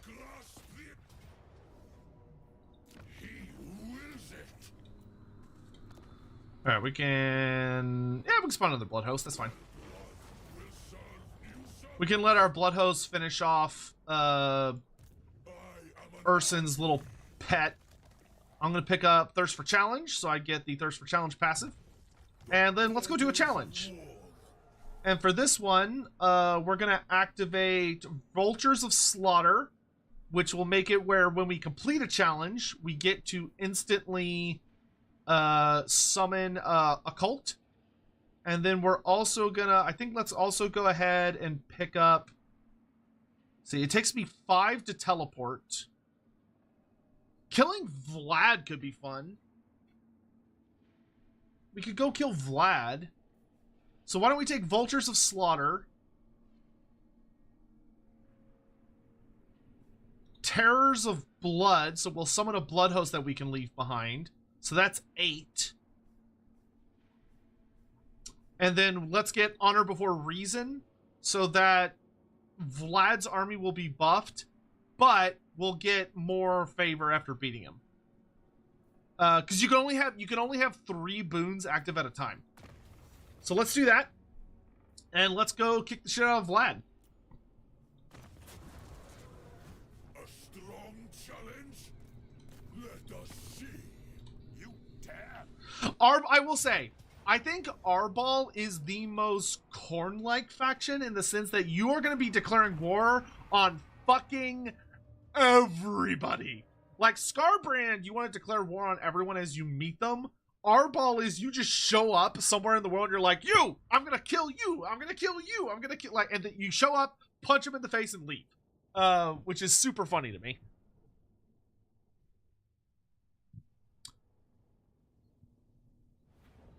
Sorry, the Emperor. Thank you for the super chat. Really hope that when we get the Mortal Knights on Boob Snakes for Slanesh, we also get the Demonette mounted version as free LC. I don't think that's gonna happen. I'm gonna be honest. I don't think they're gonna do the Demonette version, because then they would kind of have to, like, I feel like that would kind of open them up to people wanting them to do it for all of the demons, for like from the Storm of Chaos, because I feel like that would lead to people being like, oh well, where's my Plague Bringers on the fucking, I can't remember what they're called, Plague Beast, and where's my, like, this thing on this thing. I think it'd be fine to just have it be mortals only, in my personal opinion. Granted, that's just my opinion, you don't have to agree with it, that's just how I feel about it. I think between the Seekers of Slanesh and the Exalted Seekers of Slanesh, there is plenty of demonic cavalry. I don't think Slash needs another group of demonettes on X. I think it's fine as is. But they could do it. That you know that they certainly could add it. It wouldn't be my choice.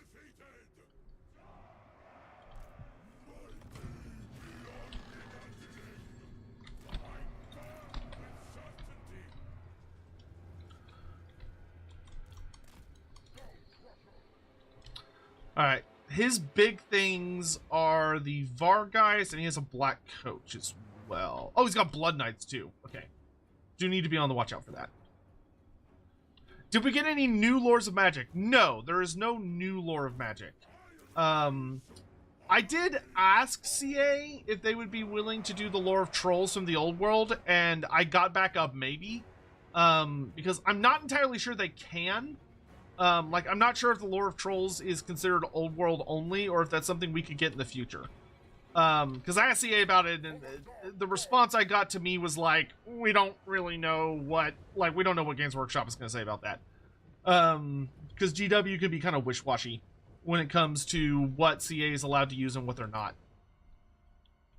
Should legendary heroes have defeat traits? No, I don't think so, because that would... Like, I understand the desire for it, but that would require CA to kind of, like, have to implement another system to, like, check for legendary heroes and armies and stuff, which I feel like they're not going to want to do. And I'm going to rephrase that. I feel like the amount of development investment that would probably take to do is not worth the very, in my opinion, paltry reward that you would get out of it. I would much rather Creative Assembly focus on other things than try and implement defeat traits for heroes. Because then you'd kind of walk into like, well, shouldn't heroes get defeat traits? If they give away defeat traits, shouldn't they be able to earn defeat traits for beating other heroes and lords? And then it goes to, well, shouldn't generic heroes be able to earn defeat traits if the legendary heroes can earn defeat traits? Like, I think it'd be a whole fucking thing.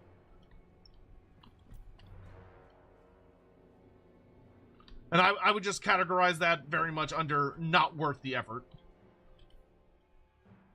Like, please let them, I would prefer them to do other things. All right. Skulls for Khorne!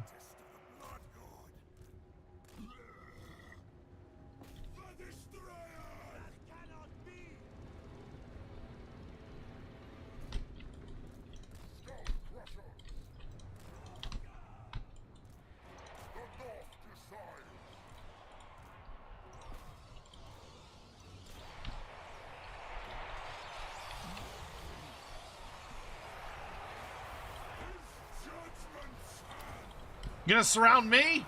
Surround me! Fury the Blood God is actually really, really good for getting yourself, like, no longer surrounded. Alright, let's fight Vlad.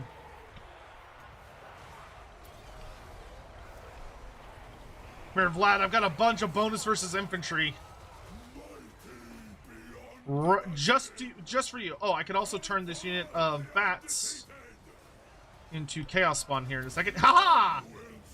I don't know how you get a unit of Chaos Spawn from Fellbats, but you know what? I'm not going to ask questions.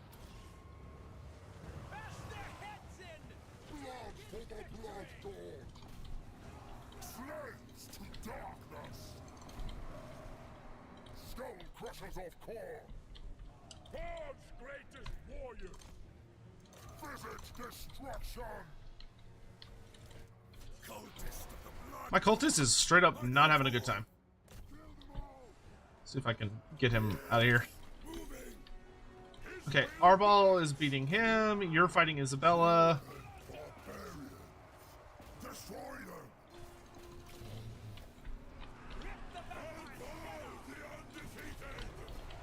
Potion of healing.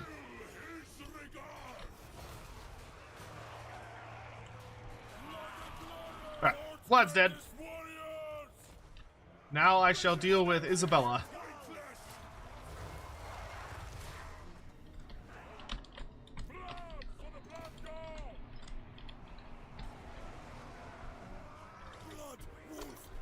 My cultist is getting bullied so bad.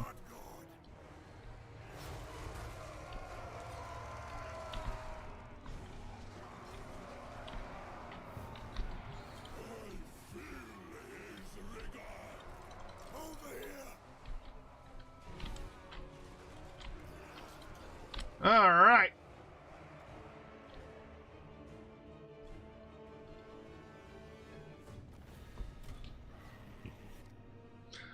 After seeing the DLC and the changes for 6.0, what faction do I think will be paired for Slaanesh? So my copium, my personal copium, is that it's going to be Slaanesh, High Elves, and Norska. I could also see an argument for Slaanesh, High Elves, and Tomb Kings.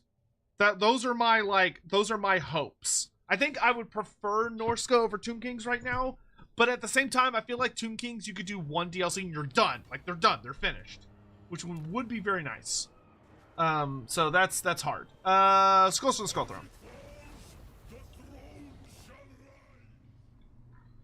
Alrighty.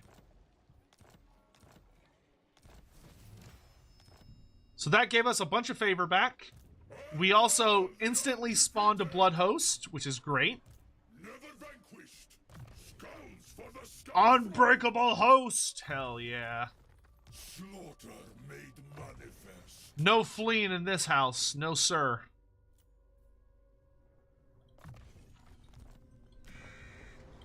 Alright, we did teleport to get down here. I think we're just going to go into raid stance and chill for a minute. We can go ahead and deactivate our buffs. Because I am not going to leave those running for an extra turn, because I don't need to. Let's upgrade our trophy chamber to give us more loot from winning battles. We can also get our skull harvester building so we can get cavalry.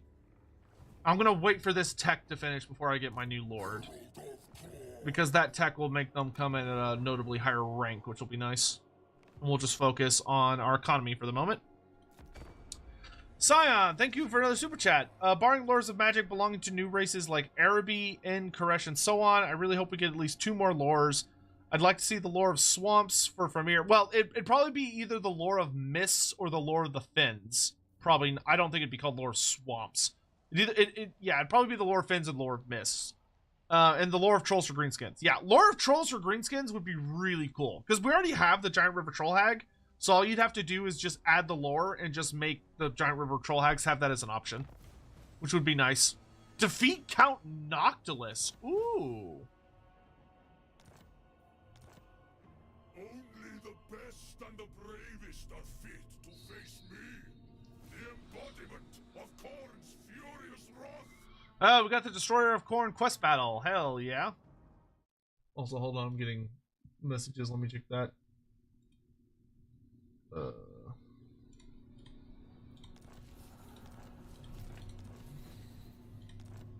Oh. Be'lakor is no longer a viable option. Go forth and mess up vampire count stuff. More skulls! Lore of trolls for Throg? No. No. He would have to have a troll hag. Which I could see the option of giving him a troll hag that has lore of trolls. That would be viable, I guess. It'd have to be through a campaign mechanic. It couldn't be part of his regular roster. Knight_of_Rencheered. X100. Do you know if ARBAAL can teleport if you're playing a different legendary lord? So, for those that don't know, the AI can never teleport. It's not able to do that. So, like, the Wood Elf AI cannot teleport. Oxiodal AI cannot teleport. The AI just doesn't have access to teleport mechanics because they're quite complicated for the AI to use, and CA's like, it's too much of a mess. So, like, that's just not something the AI is capable of. Yeah, I will say, I would be perfectly fine with Throg's mechanic being that he's able to get all of the different troll units in the game by doing various things. Like, he's able to acquire trolls by completing like certain kinds of quests or doing certain things in certain kinds of territories. Like, you know how the wall mechanic rewards you, it's like, oh, it'll add these units based on the like the terrain area you're in. I think that could be fun for Throg, where there's like a system where it's like, oh, if he's in the mountains, he's able to get stone trolls. If he's in like the jungles, he's able, or wetlands, whatever the fuck it is, he's able to get like river trolls. If he's in the chaos wastes, he's able to get armored chaos trolls. If he's in like, you know, just having all the different kinds of trolls available to him when he's in different places and terrain. And I think giving him some kind of system where he's able to get access to giant river troll hags that either have the lore of death or the lore of trolls, hoping we get it. I think that would be totally fine. That would be great. Awesome. I'd be like, yes, that makes perfect sense. Please and thank you.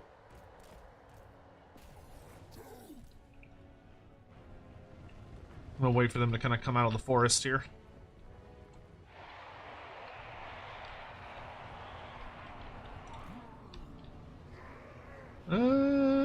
Yeah, that's fine.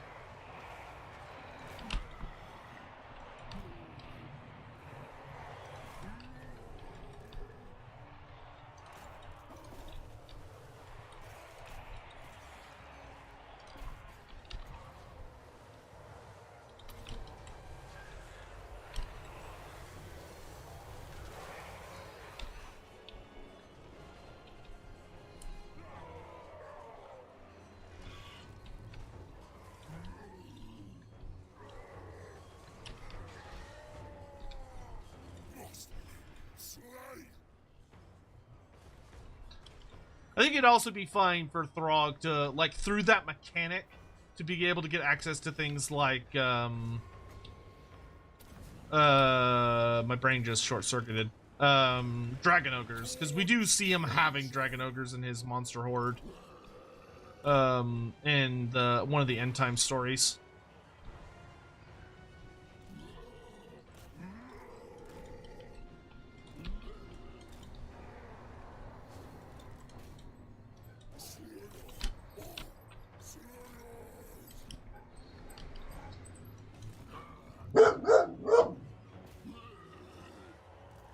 Big Borks.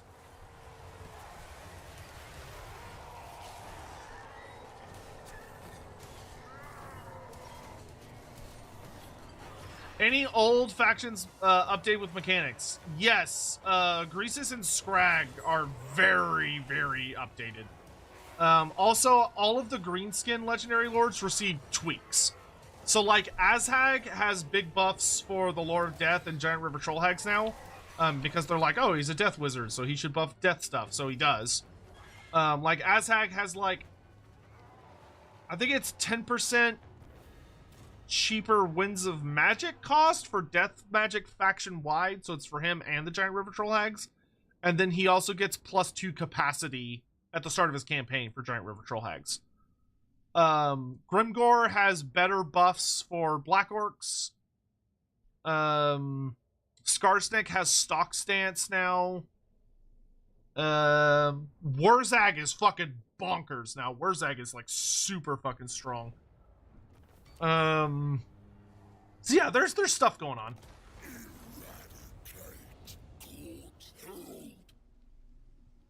Well, if you're gonna take damage anyway, you can get me skulls. Sure. All right, we've unlocked tier 2 of the Skull Throne, which is nice. The portal glyph is summoning demons. Okay, let's slap that on you. Ether Blade is fine for now. We'll go get my actual sword in a minute. Torment Blade, go on you. Combine these. The Axe of Khorne? You don't say. Yeah, sure, fuck it. Then let's take the Charmed Shield. You can have the Dragon Helm. We can combine these two swords. Ah, the Crown of Command. Crown of piece of shit, more like. Coordinate Familiar. we're in pretty good health, so I think we can go ahead and teleport to another challenge. See, we can kill Miao Ying. Who the hell is this high elf? Who is this asshole? What the fuck? So this is down by Emmerich. What? Why does Emmerich have a guy on turn 13 who has 7 Frost Phoenixes, an Arcane Phoenix, a Star Dragon, or no, it's a Moon Dragon, I think. Dragon Princes, 2 White Lion Chariots, 4 Sisters of Avalorn, a Swordmaster of Hoeth, 2 Phoenix Guard. What the fuck is going on down there? What is that? It's turn 13! Jesus Christ! I don't know who juiced him, but we are not going down there. Fuck that noise. See, Mazda Mundi, Noctilus, Mother Ostankia. We could beat up Epidemius. Epidemius sounds fun. Let's go fight Epidemius. Let's give him buffs. Let's take Khorne's Wrath, so if he casts spells, we'll get to punch him in the face. And let's also get Cult. I have an army.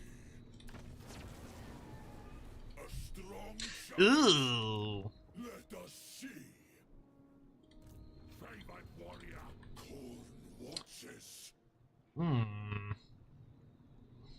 I don't like how much stuff he's got. But I guess we're here.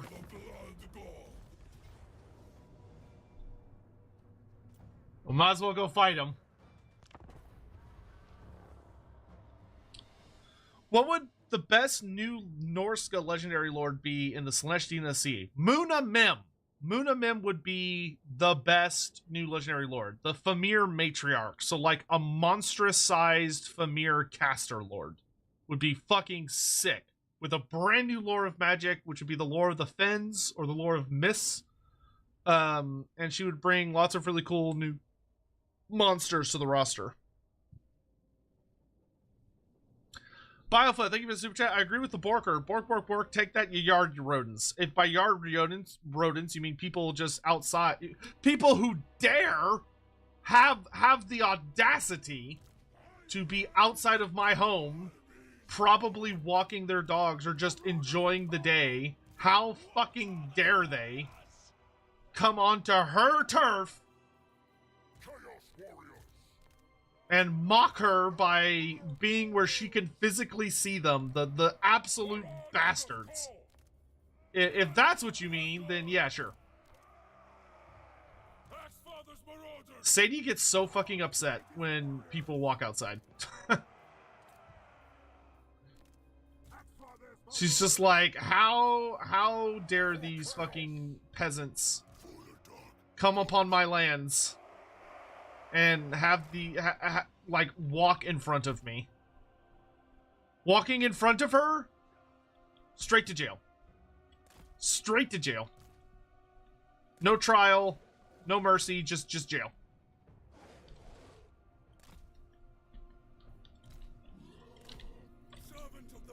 The court of Sadie is ruthless indeed.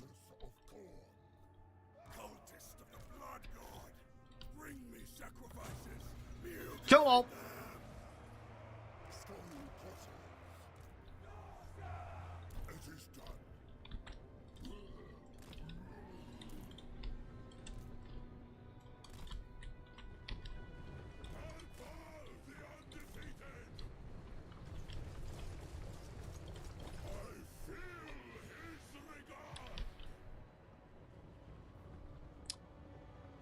Khorne's Wrath Khorne's Wrath is pretty funny. Like, this literally is just gonna let us throw meteors at wizards, which should be a fun time.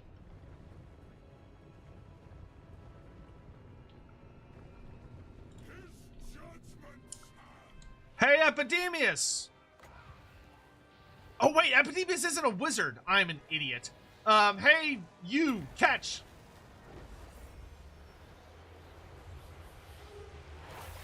Oh! We get to do that every 2 minutes? That's pretty good damage. You're up, nerds.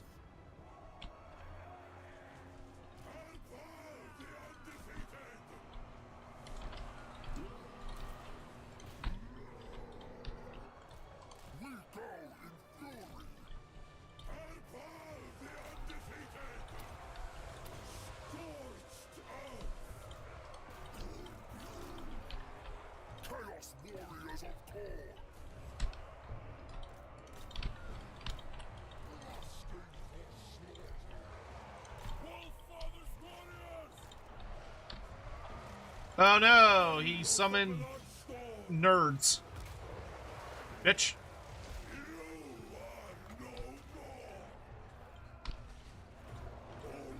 Okay, I should be able to turn these guys into flies pretty soon. Or turn them into chaos spawn. Come on, you know you want to die. Come on. Come on. Wait, no. There we go. Ha-ha! Way to turn into my reinforcements, nerds. I don't know how you turn demonic flies into chaos spawn, and I'm not going to ask questions. There's only a damn fool asks such questions. Alright, Epidemius is getting his ass whooped.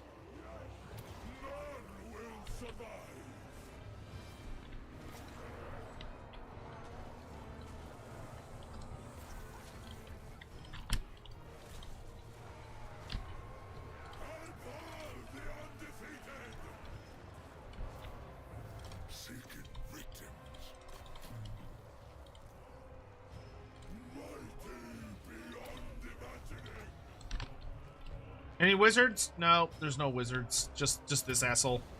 Chuck! Blood, wolf, and axe.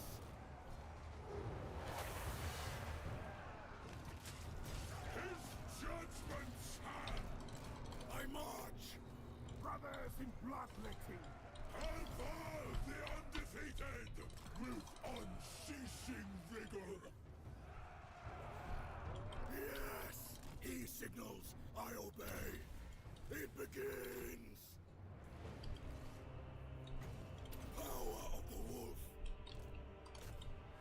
Chaos warriors. Followers of chaos. Very well. ARBAAL the undefeated.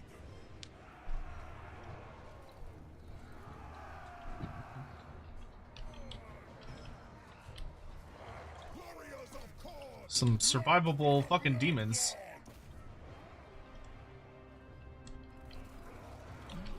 Okay, I want you to go buff them, because they're actually struggling a little bit over there. ARBAAL, why don't you go with them? I do want to make sure we kind of pop that thing, that little squad over there.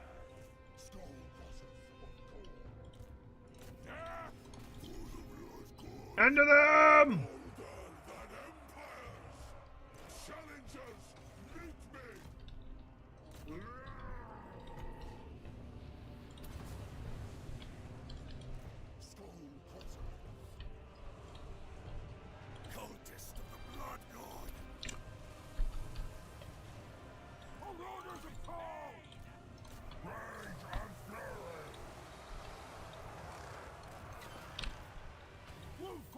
Warriors!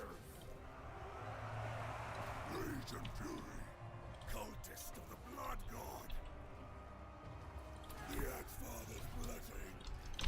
You know what, I changed my mind. Come back over there. There's no more wizards. That makes me sad.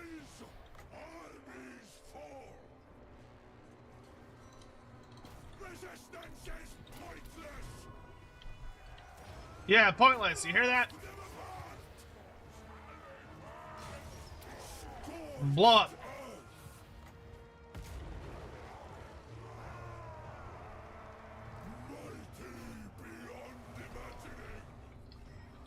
Ah, cultists, run away. God, ritual of blood. Onward, Northmen. For the Chaos Gods. They die.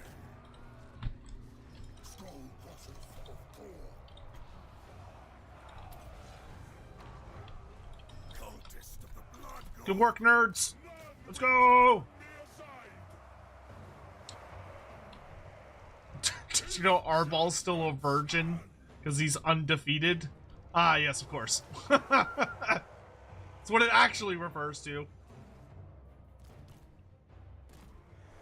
He got that chastity belt on and kept it tight.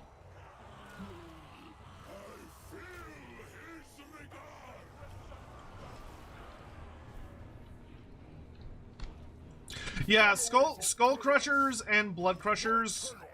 Every juggernaut mounted thing got a notable speed and charge bonus, I believe. Like they are quite a bit better now.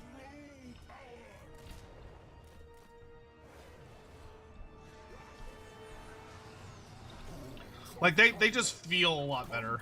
Ow, that hurt.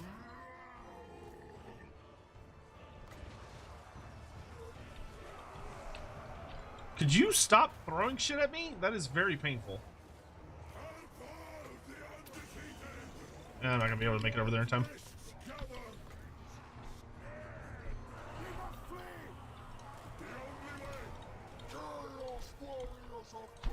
And you get.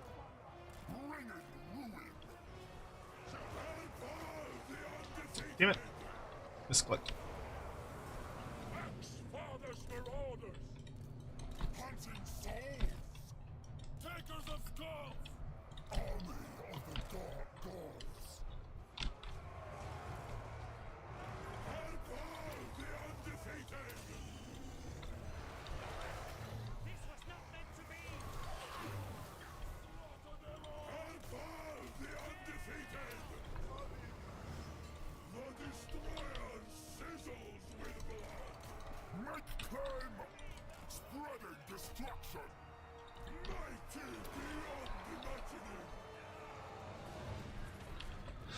What are you most excited about anticipating when you get back into Final Fantasy XIV soon? Honestly, I'm just kind of looking forward to having chill streams again.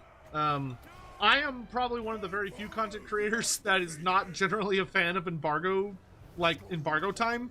Because, well, you know, we do tend to do very well financially. For me, it is just very fucking stressful.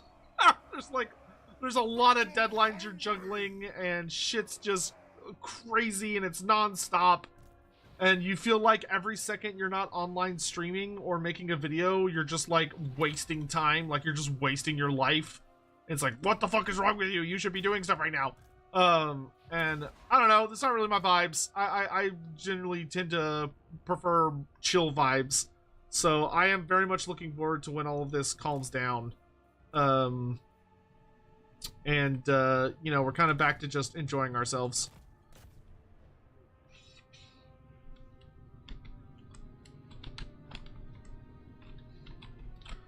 Run, ARBAAL, run! Get that cultist! Get him! Get him!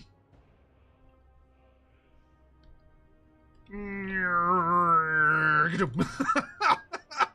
Just bunts his ass. That's fun.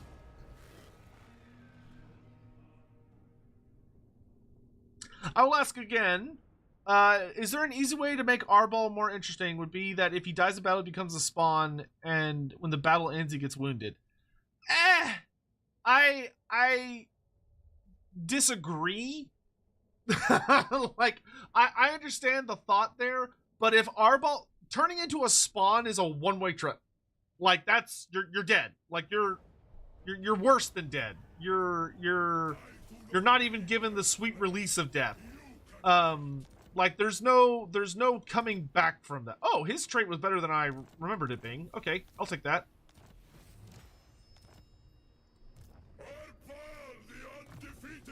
Mortal Champion of Khorne. There we go.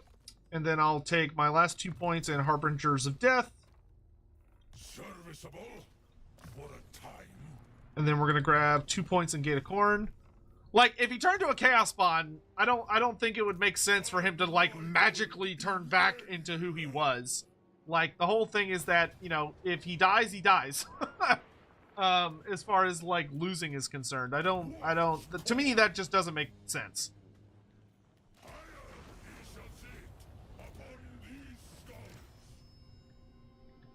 Executioners. Oh, that's really good on a cultist, actually. Lowers his melee attack, but gives him sundering attacks. I'll take that. Sorry about that, Epidemius. Sorry. Well, sorry, not sorry. Let's do ambush dance, I guess, so I can try and unlock my trait for ambushing. And we can turn these off. Have I been getting cults? I don't know if my cults have been spawning.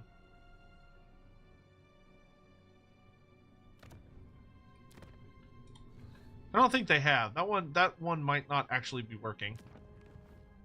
In which case, I should report that as a bug. Yeah, I don't think that's working the way it's supposed to be. That's a bummer. Okay, so don't use the cultist one, because that one does not appear to be working right now.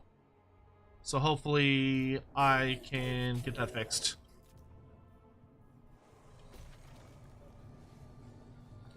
In the meantime, where is this? This is our...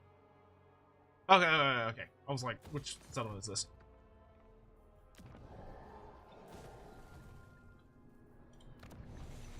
Cults still spawn? Not normally, but that specific system is supposed to spawn a cult whenever you win a certain type of battle.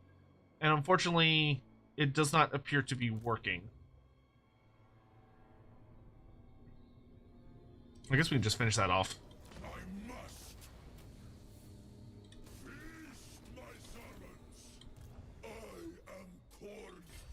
Then I can ambush things.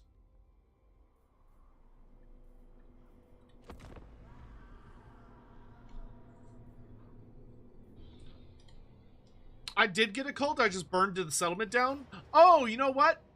I think you're right, because I think I'm pretty sure I saw the build icon, because some part of my brain went, that's weird. Why do I have a build icon there? And then I blew the city up. So it might do it in the nearest city. But when we fought Scarbrand, we also had it up, and we did not destroy a city near Scarbrand. So one should have spawned near Scarbrand, but it didn't.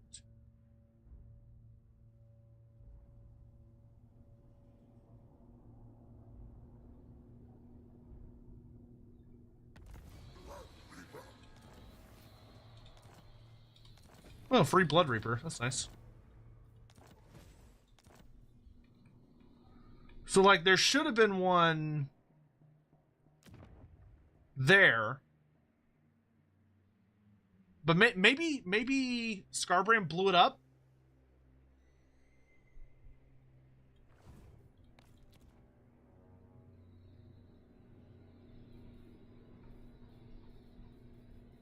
Okay, hold on. We'll actually test it and, like, pay attention. We'll pay very close attention the next time we win one of those fights. So I was not as focused as I should have been. Now I'm gonna be focused. Let's figure this out. All right. Do I need to teleport home? No, I don't think I want to teleport home yet.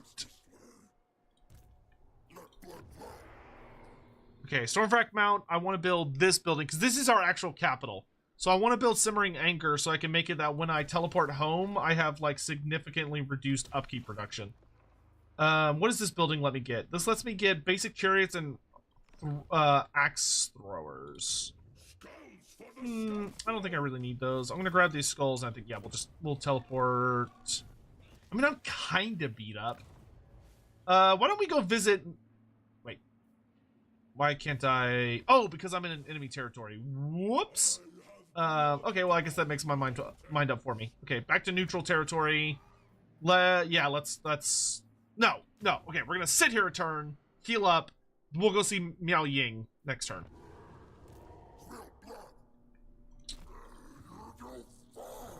We'll have you join the new army I'm making in 2 turns. Oh yeah, you're still terrorizing Lustria, or the whatever these guys are called. Much to my genuine amusement. Oh, you're probably about to die, but I'm okay with that. You served your purpose. You harbor murderous intentions. I sail the Peace treaty with Epidemius? Sure. Here, why don't we be actual friends too? Here, let's be pals, Epidemius, so I can get Nurgle demons in my armies if I want. Are Cornitors available to Beastmen? Sadly not. Not yet. Haggrafe is going to be at war with me? Cool, whatever, I don't care. If Epidemius dies, he dies. What do I think of the newest Total War Teleporter Simulator 3? Honestly, the teleporting for the factions that are capable of teleporting is perfectly fine with me. Like, it makes sense for them. It makes sense for their mechanics. I have no issues with it.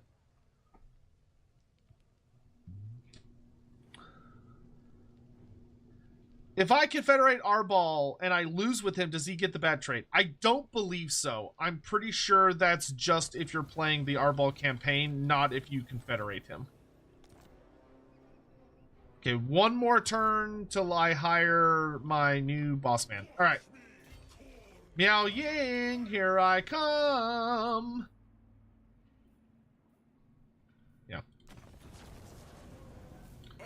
But I'm not going to attack her right away. I'm going to raid for a few turns because I want to unlock Scylla and Fingrim, and I need money. I need to raid if I'm gonna get Scylla. Mornington Crescent cheered.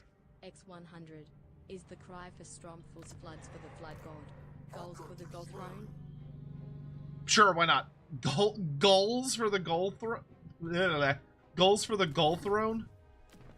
Ah, yes, the Dark God of Seagulls. He steals everybody's snacks. He's very heavily reviled. David Whitfield, what do you think of a future DLC where you have the option to change factions from Order to Chaos following a series of quests to Demon Prince? That sounds like a new game to me, not like just a random mechanic. I'm gonna be honest.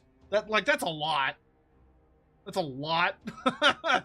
To me, that just sounds like a completely separate mode or a new game. Like having a fucking, like, oh, you could choose to be a bad guy or a good guy. Oh, I love this. I love this event when you get it. Plus 10 more melee defense? Fuck yes. Oop, sorry, ARBAAL, or sorry, Epidemius, didn't mean to get you killed, buddy. Alright, Blood Speaker! Ooh, do we take the plus 8 melee defense or do we take the plus 2 melee attack for everyone? Those are both quite good. What do y'all think? Do we go extra melee attack for and leadership for our army, or do we go speed and melee defense?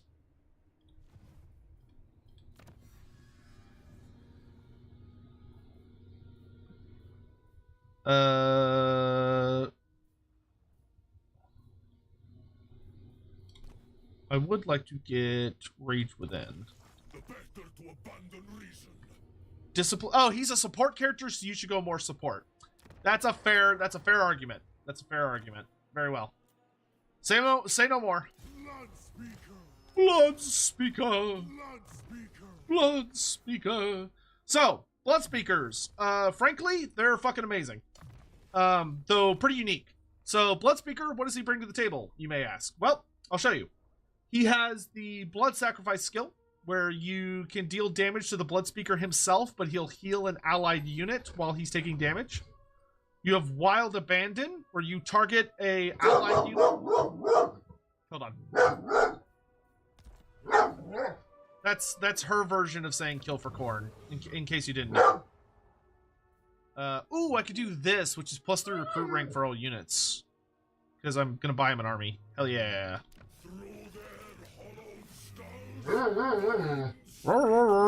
What? What? What are you barking at? Sadie, come here. Sadie! Can y'all hear her? She's mad about something. Sadie, what are you crying about? Exalted hero of Khorne. What are you crying about? Come here. Hey, come here. Sadie, come here. Come here. Come here. Sadie, come here. For a fight. What are you doing? She's ignoring me. We serve the greatest god. She's like, shut the fuck up, I'm busy. Can Blood Speakers ascend? No, that is exclusive to Chaos Lords of Khorne. But as I was saying before I got rudely interrupted by the dog, you have the Wild Abandon ability, where you target a friendly unit, they get plus 40 melee attack, minus 24 melee defense, but they cannot die for 25 seconds. Murderous Exhortations, which deals damage per second to all nearby enemies within 35 meters, which is pretty solid, and also lowers their leadership. He does have Frenzy. Then for his unique skills... Holy Artist 95 cheered. X110. You go give the pretty girl a few good bets now as she's clearly in distress, or trying to chat with Khorne's other fave hound. She's fine. She's just being noisy. So you have Lead the Worthy, which gives you upkeep production and weapon strength increase for Skull Reapers and Wrathmongers. You know, makes sense, because Blood Speakers are technically the heads of the tribes that have those. Ardent Pilgrimage gives you plus 10% campaign movement and 25% vigor loss reduction for your army. Bountiful Pilgrimage gives you plus 20% extra battle post-battle loot, and also the Pilgrimage of Skulls ability, which is a 35-meter range AoE that all allies in it become unbreakable and regain vigor, which is nice. Gruesome Display is a permanent passive that lowers nearby enemy leadership and melee attack, and also makes you cause fear. Awesome. Demonic Imprint gives your entire army Strider. Everyone in your army gets plus 2 melee, plus 2 armor piercing damage and plus 15% speed. Very good. Meditation for Carnage gives you plus 4 Cornet Corruption wherever you are, plus 4 control, and 10% physical resistance. And then Dark Tutor makes Pilgrimage of Skulls and Wild Abandon as effects last twice as long, and also gives you the Gate of Khorne ability, so you can summon a unit of Bloodletters onto the battlefield. He then has Foe Seeker and Deadly Onslaught for his personal abilities. He has Kill for Khorne and Revel for Slaughter as his army abilities, which are the the Exalted, the Herald of Khorne ones. So he has the same general abilities as the Herald of Khorne. So yeah, pretty solid character. Hail the god of war. So we're gonna give him the Bloodwake Berserkers. Cannot deny my call. I also probably gonna have him do a mixture of mortals and demons. So let's go ahead and give him some demon units. Or die in damnation. And then we're gonna grab Khorne calls, we answer. Khorne calls, we answer. Oh, we definitely want this. So you can get like Give Skull blood, Reapers. spill blood. Let's grab... We'll grab some Flesh Hounds, because I'm probably going to stick Karanak and his army for a bit. Let's also get a Chaos Chariot. Let's get some Halberds. We'll get some Dual Weapon Marauders. Some Bloodletters. We can get some Throwing Axes. And then we've got and then we're going to have 2 more characters. So that should be good for now. We'll probably change some more later. Oh, where'd she go? Oh, Miao Ying went that way. Scoured by heat, Chase her! scoured of hope. Alright, he's going to chase after Miao Ying and keep earning money so we can get Sila Amphigrim. Oh, I should have used the global recruitment. Haha, yeah, you're right. I'm not smart. How hard do Wrathmongers go against Sunties? Pretty fucking hard.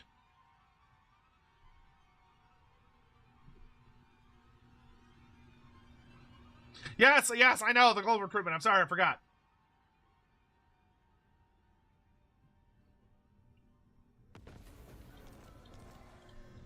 And Boris is dead. Chosen, they shall suffer. My word calls. Alright. Khorne's will commands. So we want Marauders. Dual weapon. Well, I mean, we're probably just gonna get... Oh, we'll be able to recruit Skull Reapers next turn, so screw those. And step on the path. Bloodletters. And then I think I'll save the rest of my slots for the new stuff we're gonna get.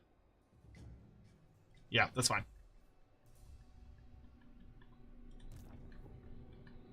No. Miao Ying, come back! Form obeisances. Come back, my love! When is this DLC out? On the 12th, so in 6 days. Do I think the new province in Southern Cathay is for the next DLC? I doubt it. It's possible, but I doubt it. I think it's just slowly adding more to the map, and I think they'll continue to just kind of like push the borders a little more as we go along. Also, Holy Artist, thank you for the bits. What turn is it? That's a good question. I don't know. It is turn 18. There we go. Kill 1,500 enemies in battle. Scar Bloodwrath. Recruit. Khorne guys. I did that. Also, oh no, I didn't want that actually, because that's gonna make it where Scar Bloodwrath is gonna. That's fine. I'll just take him back with me. I will outlast all roads. Even I have limits. Your demise. Hello. is near. All right, we're gonna grab this. We're gonna grab this, and we're gonna grab this. His path shall And set now- us free. Skull Reapers. We'll get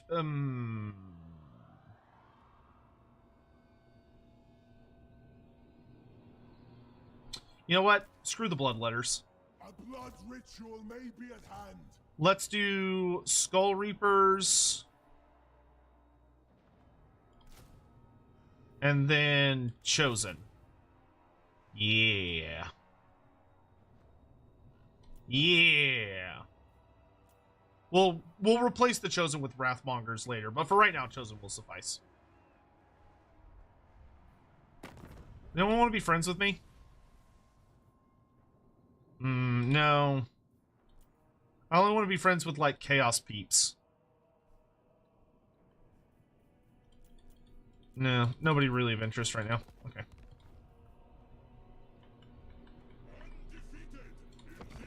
Scion, are you sure you're able to show off DLC stuff yet? Yes, we can show off everything except the campaigns of the DLC lords. But we are allowed to use the DLC units and character and like legendary heroes and everything. We just cannot do their campaigns. And we're not allowed to show their starting screens. If he faced Hammond, would he be ARBAAL the Undefeated? Yes, probably.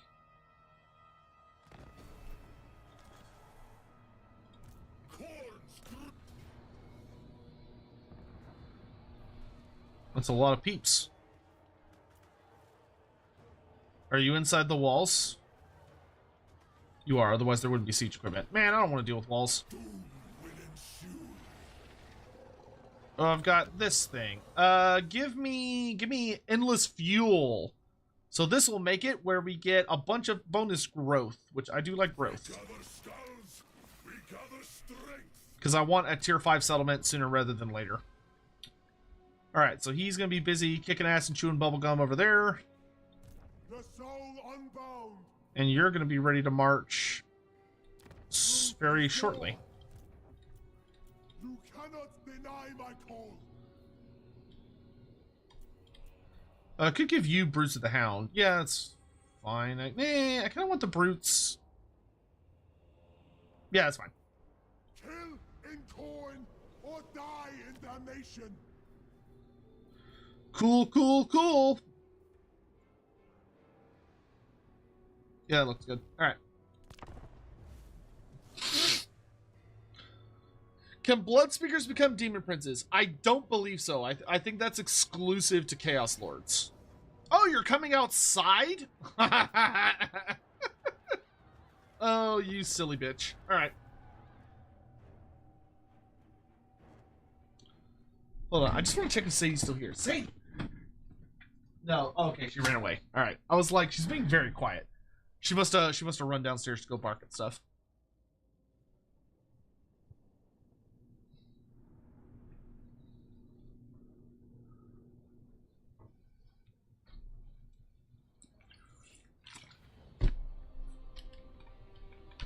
Dude, this guy fucked up big time. Because I'm gonna get to just, like, cheerfully deploy my entire army. Right where Miao Ying's gonna pop out. And it's gonna be ugly.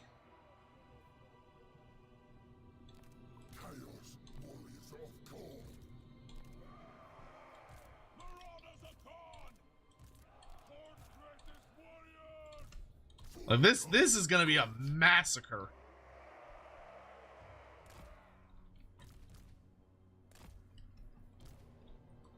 ARBAAL is just gonna run over and beat this Lord Magistrate into the ground. What's the big difference between ARBAAL and Skulltaker and their roles? Skulltaker is a hyper elite duelist that buffs the fuck out of himself and debuffs enemies so that he can murderize the shit out of them in duels. Whereas ARBAAL is a fairly strong melee combatant who has very heavy support roles, can turn dying enemy units into chaos spawn, and he's far more about being like a very powerful support, and as opposed to like a very powerful, he's gonna kill everyone himself. Like, ARBAAL's a badass, but he's got a lot more going for him when it comes to, like, buffing your stuff.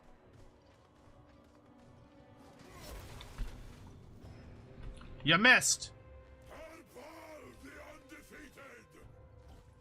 Assume we're going to be able to upgrade our army with some really spicy new units. Oh, Ben Fisher, that's awesome, dude. Do I think the teleporting mechanic is getting a little old? No. It's a very big world, and if you want to be able to kind of like mix things up and have fun, you gotta get places. I don't think it's that old at all yet. Oh shit! Holy wow, okay, they came right out of the gate throwing shit at us.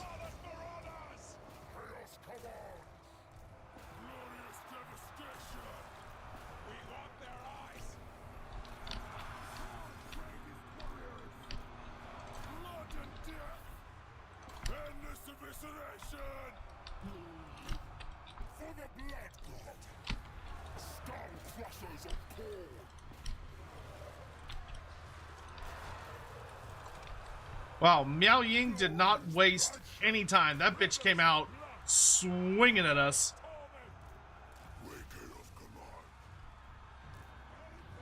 Are you done? Bro, you have to kill the guy. Come on.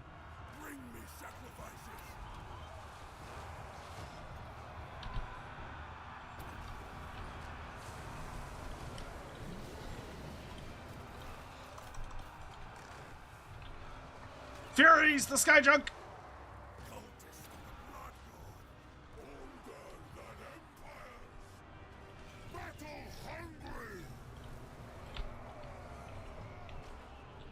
I'm a little impressed at the audacity of these crowmen. Like, goddamn. Oh, is he dead? No, he's got to be dead, boss. Skull Crushers, the dragon!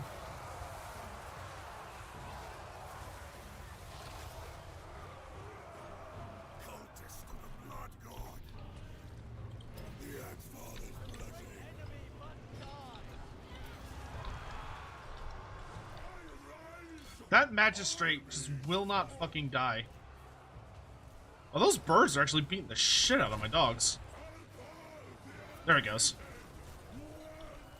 Okay, Miao Ying got absolutely dumpstered by the, whatchamacallums, the, Skull Crushers.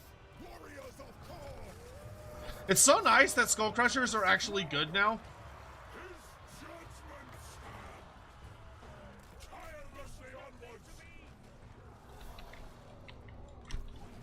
Dogs, make yourself useful. Go run her down.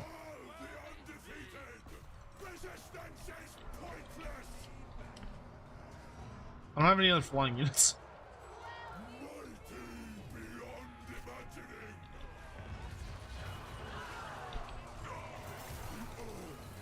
Come on, get in there, ARBAAL. Oh, nice, y'all won. Get over here.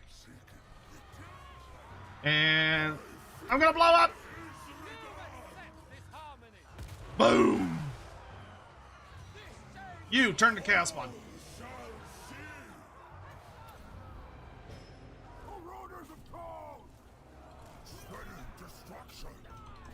Want that wizard.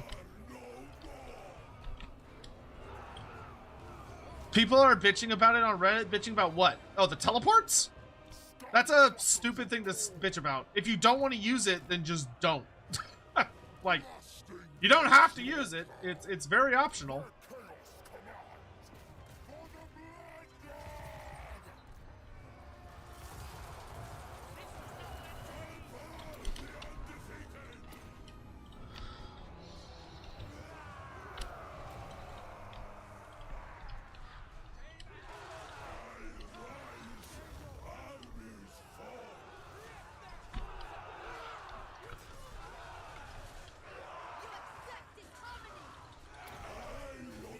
It's like, does every character in the game need the ability to teleport? No, but do I think that Golgfag being able to teleport to his contractor to make sure that he can be where he needs to be to use his mechanic is good?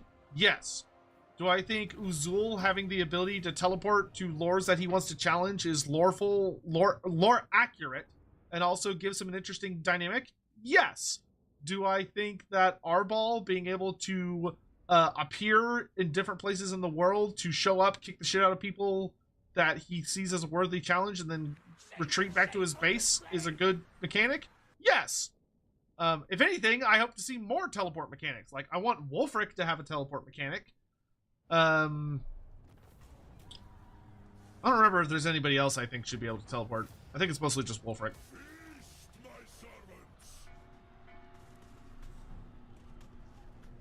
Who would win, Wulfric or Skulltaker? Skulltaker. Skulltaker would beat the shit out of Wulfric.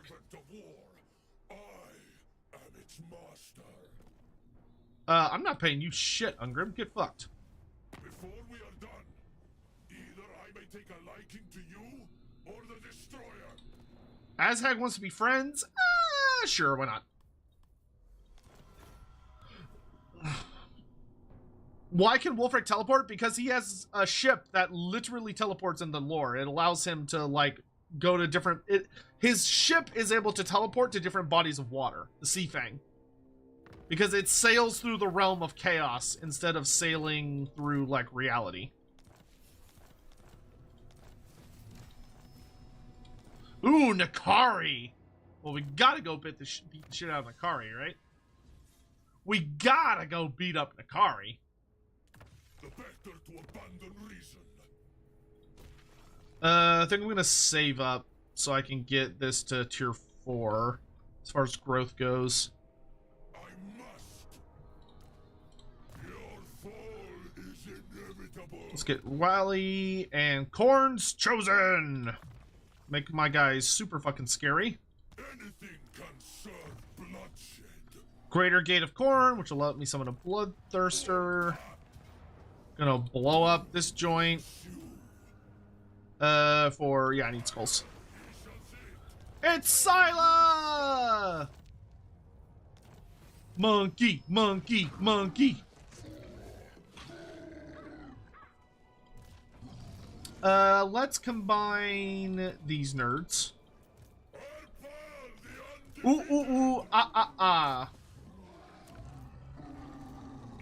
Yep, and he's gonna go in ARBAAL's army, because ARBAAL should be constantly reminded of what awaits him should he fail. And ARBAAL's gonna head home, so I can get new units. Let's actually go ahead and swap this to recruitment cost reduction and all that. How much longer do I have the other buff for? Oh, what? I have to do it this turn. Dang. Okay, so never mind on that. So I'm not gonna end up using that. Just stay on that. That's fine. Because that gives me what? Winds of Magic and growth. Okay, yeah, fine. Bastian Eck! You have my permission to begin your advance. The path lies elsewhere. The gods might compel me to kill. Are you a vassal? Oh, you're a vassal of Archaon. Okay. I'm kind of thinking about punching Archaon in the face, but not yet. Not yet. Truth is war. Oh, Kislev has been expanding this direction. Blood Excellent. drives our march. Prepare the abattoir. All right, get rid of all the marauders. I will never lack for strength. Get rid of the basic bitch warriors. Shall you be dispatched? I want get rid of the flesh hounds. My will commands. I want. I kind of want a. Can I get a? Fire of Khorne. No, I can't get a Blood Reaper yet. Oh wait, yeah, I can. I just gotta do Reaper of the Ages. Okay, cool. Because I'd rather have a Blood Reaper on Blood Shrine than like a basic bitch Blood Shrine. Shall you be dispatched? So give me. Let's do 3 units of Chosen. Knowledge flows from open wounds. Let's see. Wow, Skull Reapers are like significantly better than Chaos Warriors with dual weapons. But they have lower armor, but I'm cool with that. So let's get Skull Reapers. Murderous abandon. Freeze us. Actually, no. Let's get Skull Reapers locally. Maybe, we'll see. We want 2 units of Chaos Knights. I'll take a Gorby's Chariot. One blood, 1,000 rots.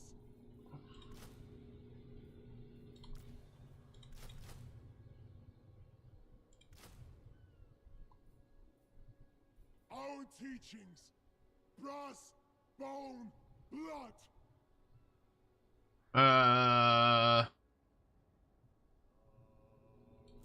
And then we give 1 slot. Oh, we could get. Can I get an Exalted Hero yet? Yes, I can. I'll take one of these 2. Let's get everybody out here. Oh, good. We got a bonus versus large version as well. Exalted hero of Khorne. There we go. We got an army now. Cobalt, thank you for the generous super chat so much. I hope Khorne gets a Valkyrie-themed lord, one that flies above the battlefield like a Viking Valkyrie. But maybe that idea is too crazy and far-fetched to implement. Who could possibly fit the description? I mean, you joke, but I very much hope we eventually get Valkyries for Norska. Like I really want a Valkyrie elite, you know, kick-ass lady fighter unit for the Norskins. I think that would be very thematic and super badass and based of them. You know, and then Valky is just like the best of the best, and maybe, you know, that could, you know, should be available to her as a specialist unit as well. Captain Magma, thank you for the super chat. Is the best build for ARBAAL Mortals and Flesh Hounds, or is that simply aesthetic? ARBAAL gives you 0 bonuses to Flesh Hounds.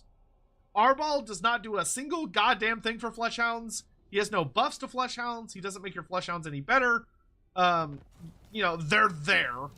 I would personally not recommend running Flesh Hounds with him, because unless you just want to have more dogs for your dogs, you're like, well, I want my dogs to have dogs, so they have dogs.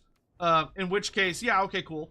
But I would generally not recommend it, unless you just like the aesthetic of it, because they are not going to actually provide you much in the way of worth, compared to, like, you're better off running a demon character. Like, I think Scarbrand actually is better for, like, Fleshhound spam. Because ARBAAL is all about mortals. Like, he is Papa Mortal. He wants to run mortals all day, all night. Until we just can't take it anymore.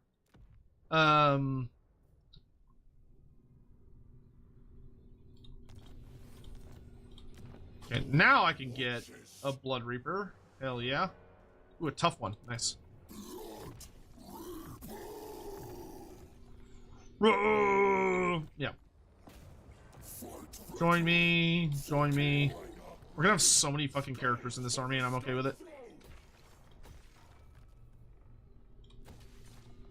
All right, and I'm saving my growth for now. Khorne calls, we answer. A winnowing at hand. Moby. Damn it. I hate when I get, like, right next to a place and it won't let me attack it. Let's go ahead and grab serial killing and start buffing up our... Actually, no. Let's finish Blood Whirlwind. I would like to get decent, red and... Okay. I would like to get decent, Warborn, or, infantry. Into your victim's bone. Not upgrading Tribe Slaughter yet. Look how we're just bleeding money. Actually, what we can do, because I can afford it, because I've got pretty good amount of favor, let's go ahead and pop Khorne's Legions.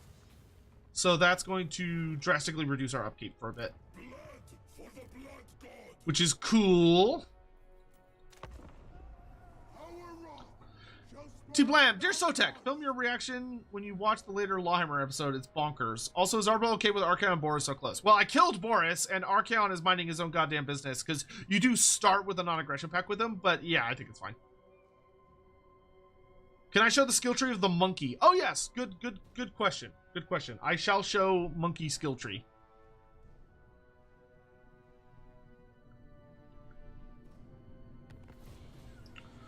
Raid Yetich. I think I can manage that. We serve the greatest god. The greatest god. Let's do... Give me more post-battle loot. These are but embers to his flames. Please. Alright, monkey skill tree. Well, here's what the brass collar does in actual campaign. Gives him an additional plus 15 armor, 10% spell resistance, and 10% missile resistance for the entire army, which is pretty good. And then he's got his brass collar of Khorne item, which gives him ward save and spell resistance as he kills more people. Skill tree. So his skill tree isn't like crazy busy, but what's there is pretty good. He specializes in training, spreading corruption, assault garrison, assassinate assault unit specialist. He's got brutal charge, you know, maim, kill, destroy, slaughter, foe seeker. He does have one unique along this. So he's got murder, hunt, cleave, but then he's got... Oh, wait, no, it's not this one. I think it's Scar Bloodwrath that has the unique one. But he does have a unique tree up here. So you got kill for Khorne. So kill for Khorne gives you 15% physical resistance and immunity to contact effects. Very good. Rampant Ruination gives him 50% bonus campaign movement if he's not in an army. And he also does 25% additional casualties when assaulting garrisons or assaulting units. So if you combine that with like this, he would do 40% additional casualties. So he just runs up to an army and does assault units and just like obliterates a significant portion of the army. Rapid Rage gives him an additional 15% weapon strength plus 12 bonus versus large and fueled by rage, which is that if he is less than half health, he gets plus 25% to all forms of damage. Scourgeborn Champion makes him cause terror, lowers enemy leadership by 4 in the local region, and his Kill for Khorne ability gets a 50% shorter cooldown, which is his ability where he kind of like blows up and he deals damage to people around him, and one of the units that he blows up on becomes rampaged. Bloodthirsty Charge is super good. And this is, we'll end up building an army around this, but this is not the army we're going to do that with. Bloodthirsty Charge gives Glorious Charge to all Minotaurs, Spawn, and Blood Beasts. It also gives plus 25 charge bonus for Minotaurs, Spawn, and Blood Beasts, because he's like, fuck everyone. Kill for Khorne gives him the Gore Feast ability, so he heals while he's in melee, and he also causes the Disorganized effect when he is attacking, which removes all forms of charge defense and lowers leadership by 6. Because he's a big fucking angry monkey. He also has his unique starting trait, the Talon of Khorne, which gives him his Serpentine Tail passive and also gives him a 25% upkeep reduction for all Minotaurs of Khorne, Spawn of Khorne, and Blood Beasts.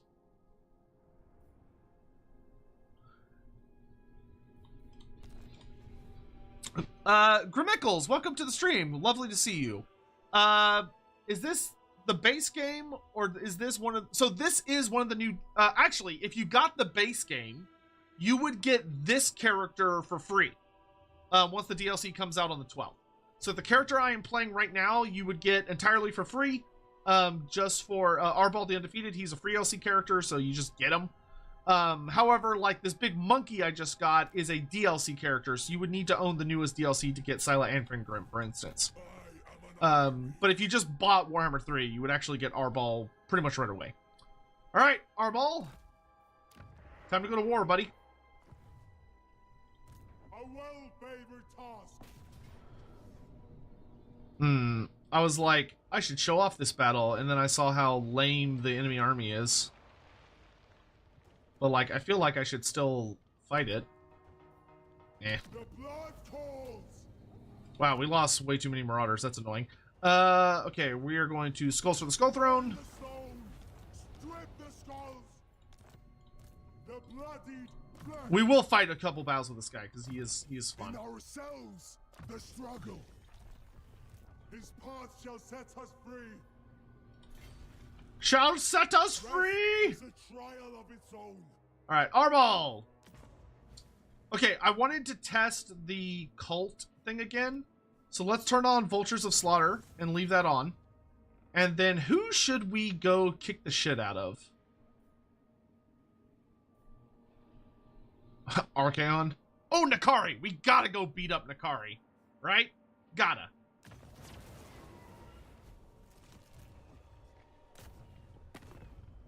I'm here for you, pervert! Ruin my mood. Let's dance! T-Blab.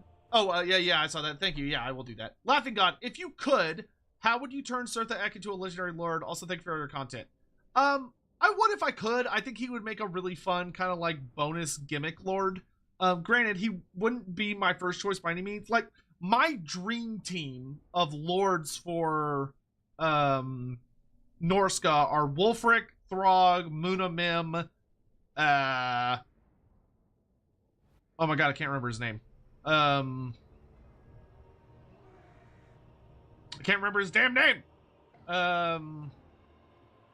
Sal the Faithless. Ooh, jeez. Sal the Faithless. Like, that's my 4 dream team. Blood God. Though, how many of these slunch demons have blood? How many of them have blood? All of them, if we try hard enough. If we try hard... Oh, wow, this is actually a shit map for us. Look at all this swamp. Fucking Mousillon. Nasty-ass swamp water everywhere. Anyway, so...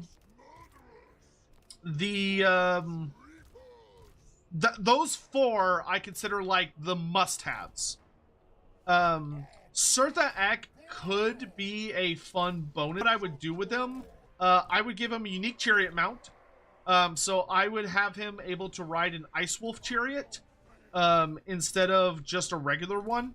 With the Ice Wolf chariot giving him frostbite attacks, you know, the guy on the side next to him throws axes at people, so he has a shooting attack. You know, he's got the big wolves pulling it, so it's a lot meaner than all the other chariots. Yada, yada, yada, yada. But then, in addition to all of that, he would have... I would do... that he's all about buffing your chariots. So, like, I would have it where Wulfric the Wanderer would buff, like, all of your skin wolves, your werebears, and all that shit. And your basic marauders. Muna Mim buffs all of your Fimir units and some of the monsters that would come with her, so like your Cursed Ettins and your Fen Beasts. Throg the Troll King would buff your giants, trolls, frost dragons, and you know, that kind of stuff. And Surtha Ek would buff your mammoths and your like various wizard characters. And then Surtha Ek would be kind of a goofball terrorist who would buff your chariot unit. So he'd be all about your chariot and probably your cavalry as well. So he would have a niche. Do I foresee him getting added? Not really. But would it be fun? 100%.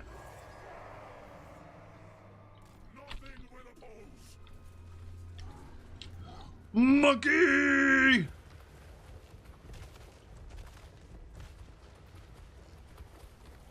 I said Sotek twice. Oh, I meant to say Sail the Faithless when I was talking about mammoths. Sail the Faithless was what I meant to say when I was talking about mammoths. Sorry.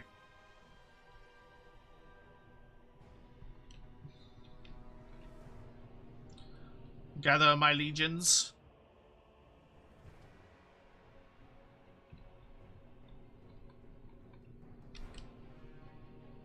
If your audio's cutting out, there is literally nothing I can do about it. Like, I'm not, I haven't dropped any frames, so it would be YouTube doing shit. Do I think Warhammer 3 has a campaign fatigue problem? No? I'm not even, what is campaign fatigue?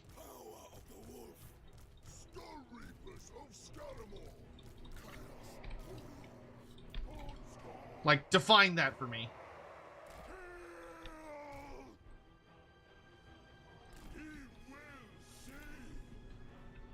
Slaves to darkness. Knights of Khorne. For the fight.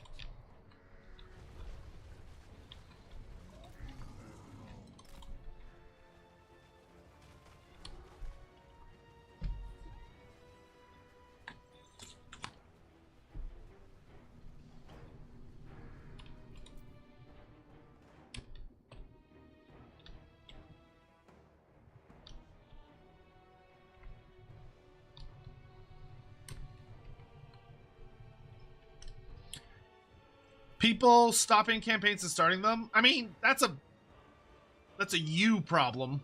I will what I will say about that is this. I do think that Creative Assembly should make a notable effort to minimize the amount of campaigns, or the only issue I have with long-term campaigns is when the campaign end has stuff like, oh, go destroy 75 settlements. Like 75 different settlements. I'm not a fan of that. To me, that feels very, like, arbitrary. As, like, you know, trying to get to campaign completion. As far as, like, you know, getting all of the, you know, getting, like, your long-term victory. I am not a fan of that system. And I personally believe very strongly that that should be, like, done away with. And should be replaced with things that feel like they actually matter. Well, you know, I'm not interested in, like, oh, you gotta go blow up this many little places. And it's like, why, though? Like, I don't think I should have to do that. I think that's dumb. I think that all the character... Oh, my lord, I'm taking so much damage. Nakari, if you could just give up and die. Wow, Nakari fucking hurts. Ow! Skull Reapers of Scaramore. So much of my shit is rampaging. Okay, Nakari's dead. Jesus Christ, that was genuinely terrifying. You go that way. You go that way. Summon Furies, please. ARBAALs, let's go murder people.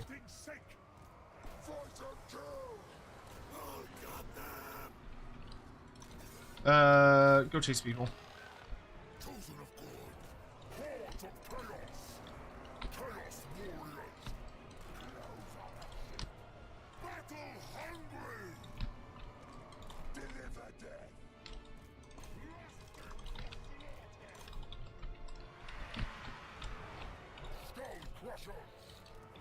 I will say Skull Crushers feel a lot better now. Like, they feel so much better. I feel like I'm actually getting shit done with them. I'm gonna blow up! Delicious.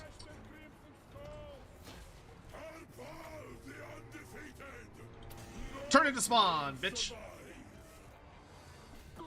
Go that way, go that way, go that way. Monkey!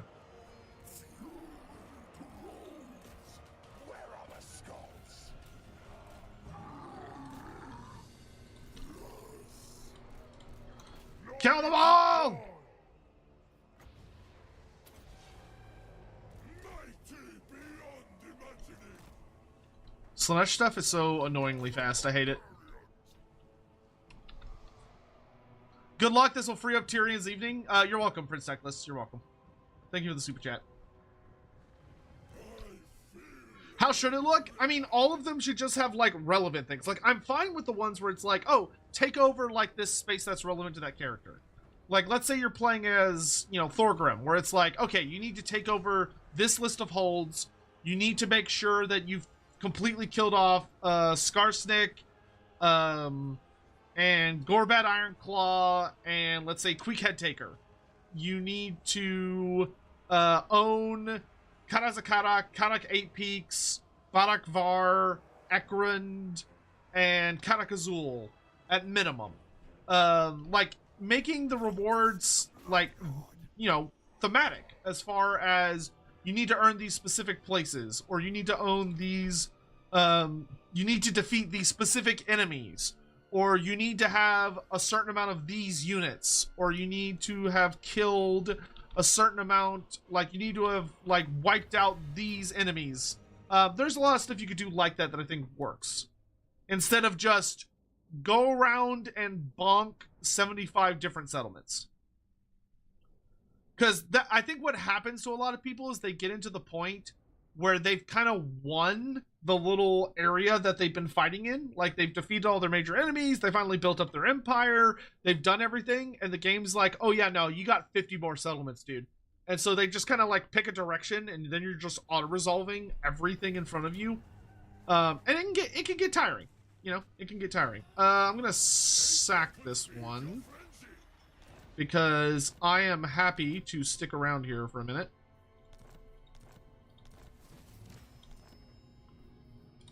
Where am I at with Scar Bloodwrath? Oh, you have to kill 1,000 enemies with Skull Reapers and Wrathmongers. Oh, okay. That is very specific. All right. Let's pick up Fight or Die, and then let's pick up Overwhelming Stampede for my cavalry units. Hell yeah. Serviceable for a time. Let's grab 2 more points in Scarred Veteran. Monkey is gonna grab Brutal Charge, and we're gonna get 3 points into... Let's get Slaughter. Our Chaos Boy here, let's grab... We're doing pretty well on casualty replenishment. Thanks to our Cultist. We've got training from 2 different characters. I mean, Chaos Commander would give me a melee defense ability, which is pretty good. Chaos Gladiator makes him a nastier fighter, but I feel like we've got plenty of punch. From, like, our other stuff. Whereas we do not have many defensive buffs. So yeah, let's grab Chaos Commander. Make him provide more tank buffs. Increase mobility and kill. Okay, so look at that. We did spawn a cult. We spawned it, like, right under the place we were attacking. Interesting. I would prefer it not to do that because I often want to blow said place up. But we could leave Musion alive and allow my cult to propagate. Yeah, I'm cool with that. I'm gonna run over here and I'm gonna pop into raid stance just to be a jerk. I'm gonna leave that as is because I'm wanting to build up things. You already did stuff this turn. So, oh, we got the Slaughter Guard, chosen of Khorne with halberds. Those guys are fucking amazing. All right, cool. Ice cold to fire, blood cold to steel. Sorry if you've been answered that. Are there new achievements? No. Servant of war, I am its master. What do you want, nerd? Peace treaty? Not unless you pay me a lot of money. Yeah, no, get fucked, dude. I'll come punch you in the face later. The only time Creative Assembly adds achievements to the game is either when there's like a really, really, really big update. So like when they added Immortal Empires, there was a bigger one. Also, yeah, there's a poll up on YouTube just for funsies. If anybody, or sorry, that's Twitch. Sorry, YouTube, I lied to you. There's a poll up on Twitch for anyone that just wants to like have an opinion on things. But there is I complete. Oh, they only add them when a new race is added to the game, or there's like a really big deal addition to the game. And when I see big deal, I mean shit like things like, you know, Immortal Empires, where you're adding in like this gigantic, you know, new map in, things like that. So it's pretty rare. All right, I would like to go closer to home because I'm about to pick up Scar Bloodwrath. So why don't we go kick the shit out of the Chaos Dwarfs? Sup, Astrogoth, you big fucking nerd. Come outside and fight me. I'm calling you out, midget. We can turn that one off for now. Okay, so the cult thing does work, but it only summons a cult in the nearest settlement.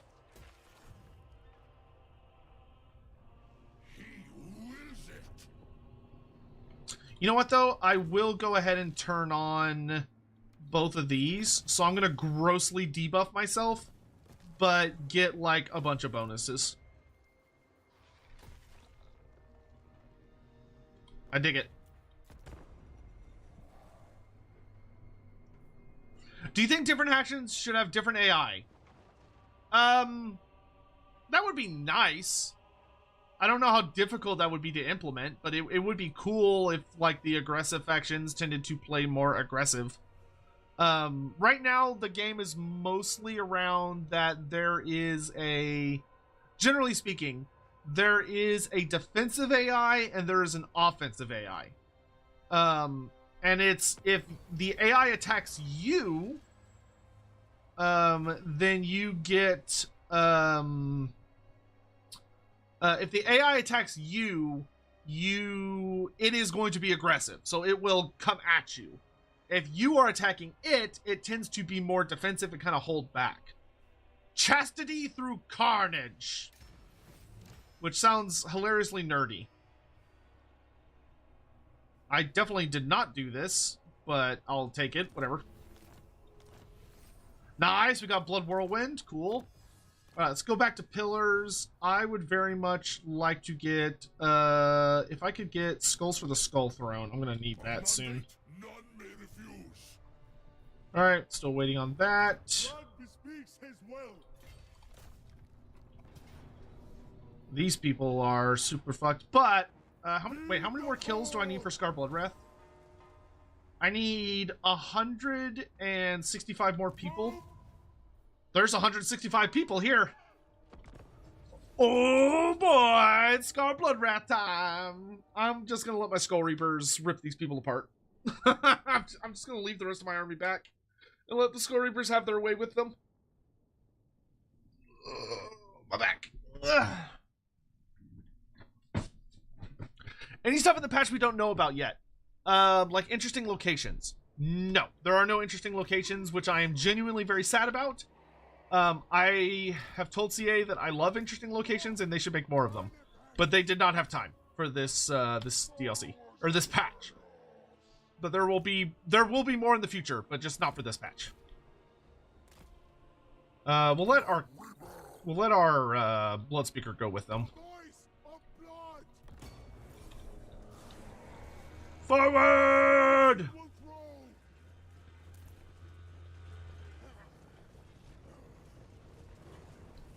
I actually really like the design of the Skull Reapers. They look good in this game.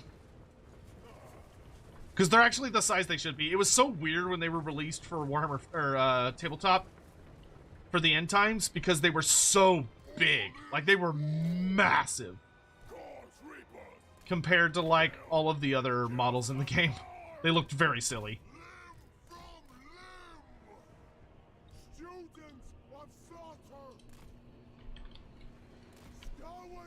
Alright, they're shooting my Wrathmongers, which is why I'm gonna do Blood Sacrifice. So I'm going to stab myself, but cause them to regenerate.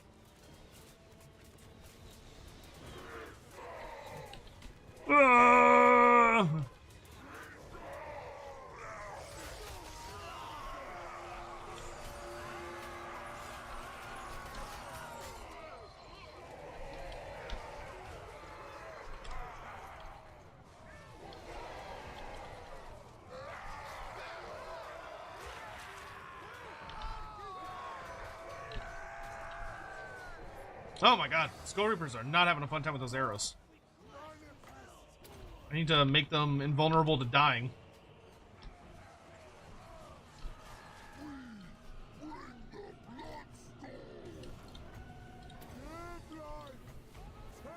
That does seem to be the gimmick. They hit like trucks, but like, good lord, can they get melted.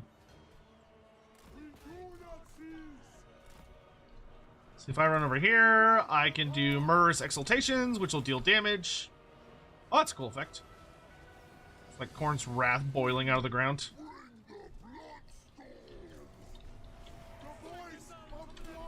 I'm gonna give healing to these guys.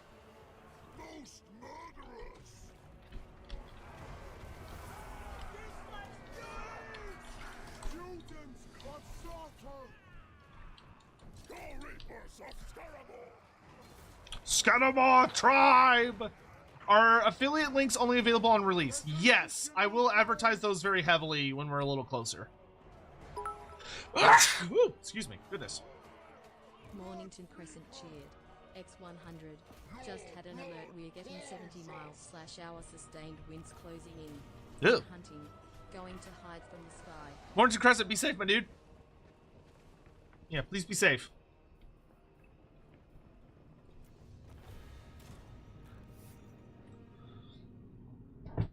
What's your favorite ROR for each of the DLC packs? For Khorne, my favorite ROR would be... Let's see, it's these guys, Oh, for Khorne, it's definitely the new Skull Cannon. The shotgun Skull Cannon that fires 5 shots at once. The Hell Belcher or whatever it is. That is by far my favorite of the Khorne regiments around, just because it's so fun to use. Then I would say, there he is! Alright, he's gonna come join this army, because we've themed this army very heavily for him. Is he the same as an Exalted? No, he has Scouting. That's interesting. Huh. Okay, why don't we drop... You know, why don't we drop the Flesh Hounds out of this army? I was gonna try and make them work, but I'll just make a demon army for fucking Karanak. It's fine.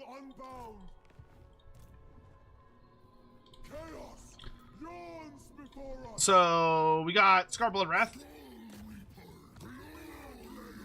And you may ask, well, what does Scarblood Wrath do? Let me show you. He has Undying Champion. So he has the Blood Tally and Bloodborne abilities, which is what he does to like come back to life, quote unquote. But he also gets 10% physical resistance for all Skull Reapers and Wrathmongers in the army he joins.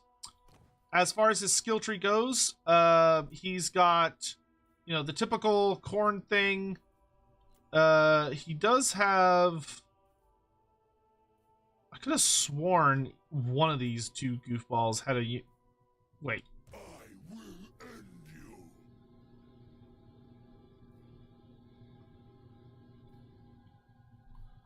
I could swear one of these two had a unique thing.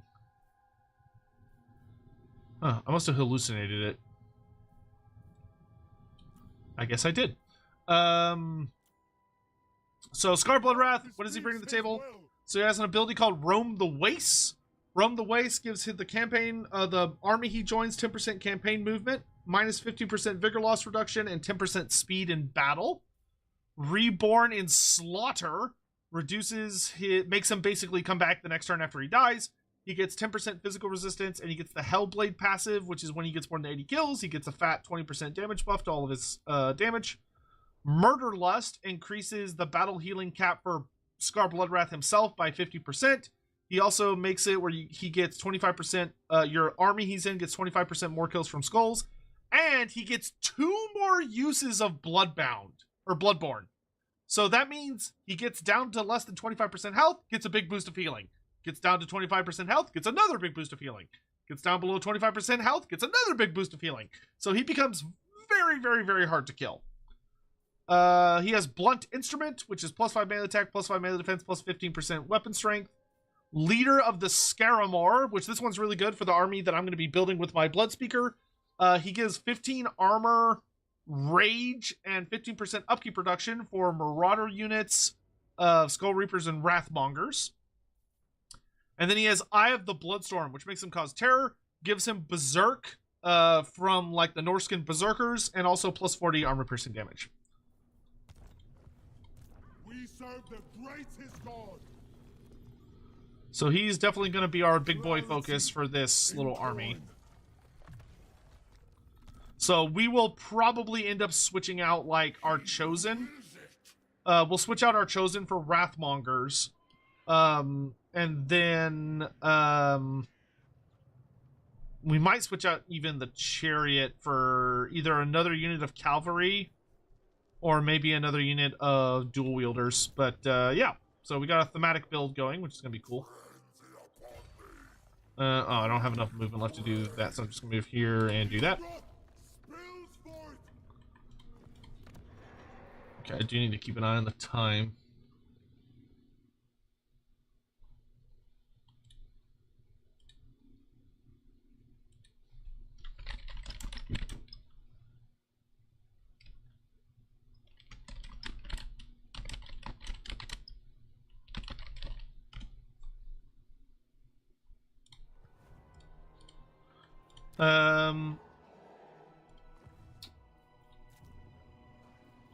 No, we're waiting for that to fill up on its own. I'm dealing with Astrogoth.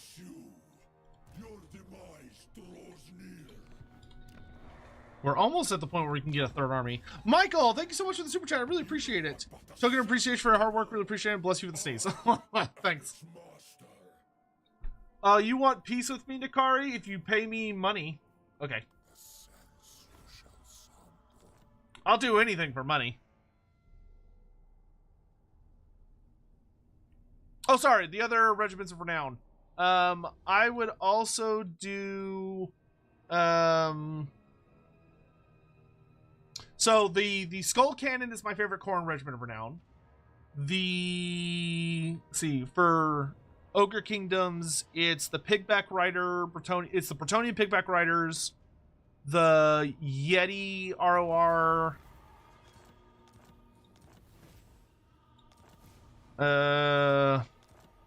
Who's the third one? Watch, Khorne. Unsheathe the destroyer.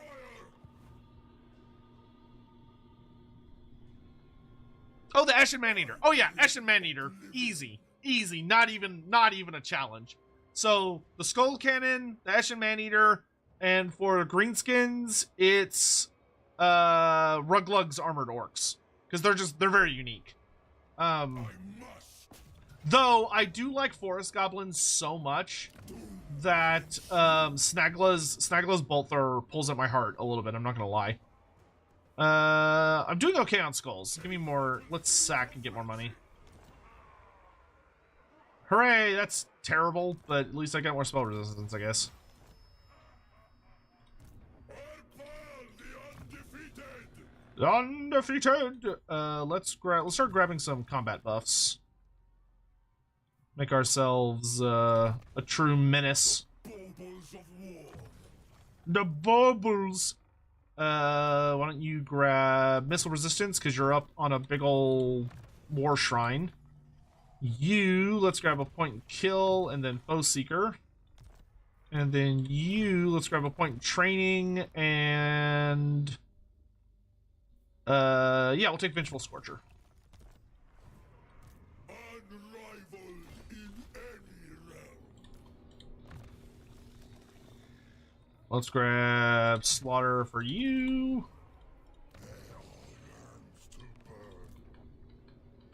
Oh, Volksgrad looks nice and fun. For this buff, give me... I should probably work on, like, taking over this area. But go ahead and give me Hungering Blades. So if any of my units get 40 or more kills, they will get, like, super spicy.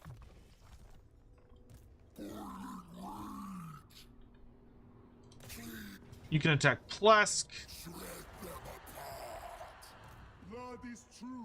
While you're doing that, I'm gonna head for Volksgrad. Got 3 more turns on growth. When's the next embargo drop? Monday, I think? Monday or Tuesday? Draw your weapon of choice. The destroyer would have words with it. You want peace? No peace. Not until after I take the settlement from you. The settlement belongs to me. Bitch.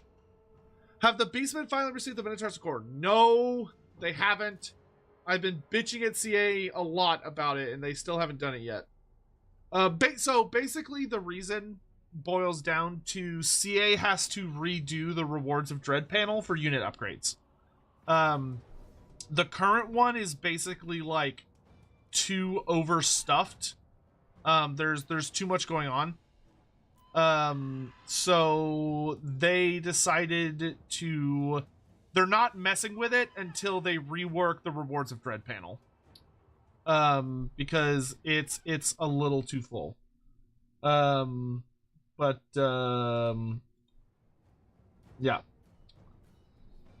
All right, this looks like a good fight, but unfortunately, I have to go. Thank you all so much for joining me. I hope you had fun, but I've got a collab stream starting here in about 30 minutes. I'm going to be playing some Space Marine 2 with some friends of mine, Gingivitis and Gator Guts, who are some VTuber streamers that are good pals.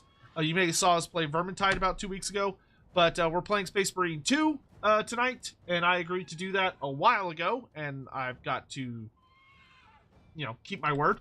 That being said, for those of you that are eager for more Total War shenanigans, do keep in mind that I have a video releasing very early tomorrow morning that's going to reveal all of the new landmarks, all of the new resource buildings, and all the other, like, super cool shenanigans.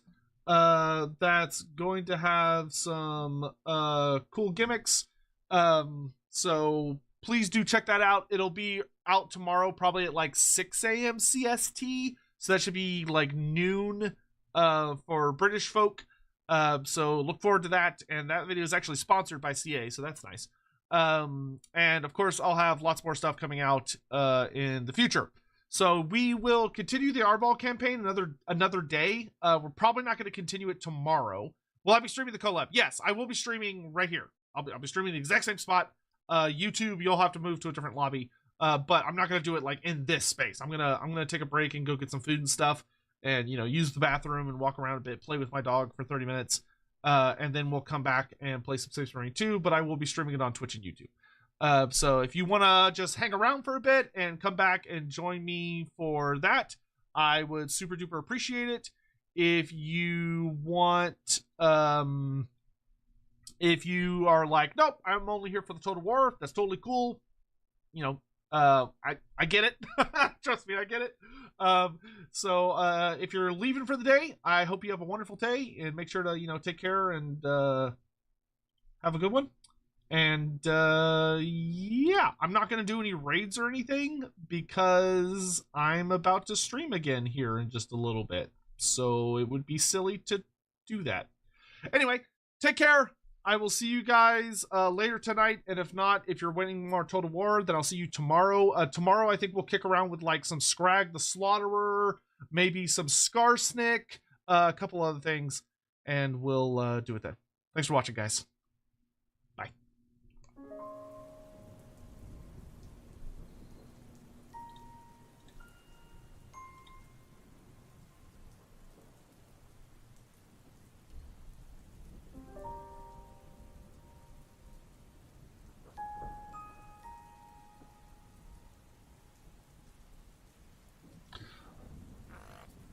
Tomtastic, thank you for the prime. Appreciate it. Right at the buzzer. Cursed Sotek spawn.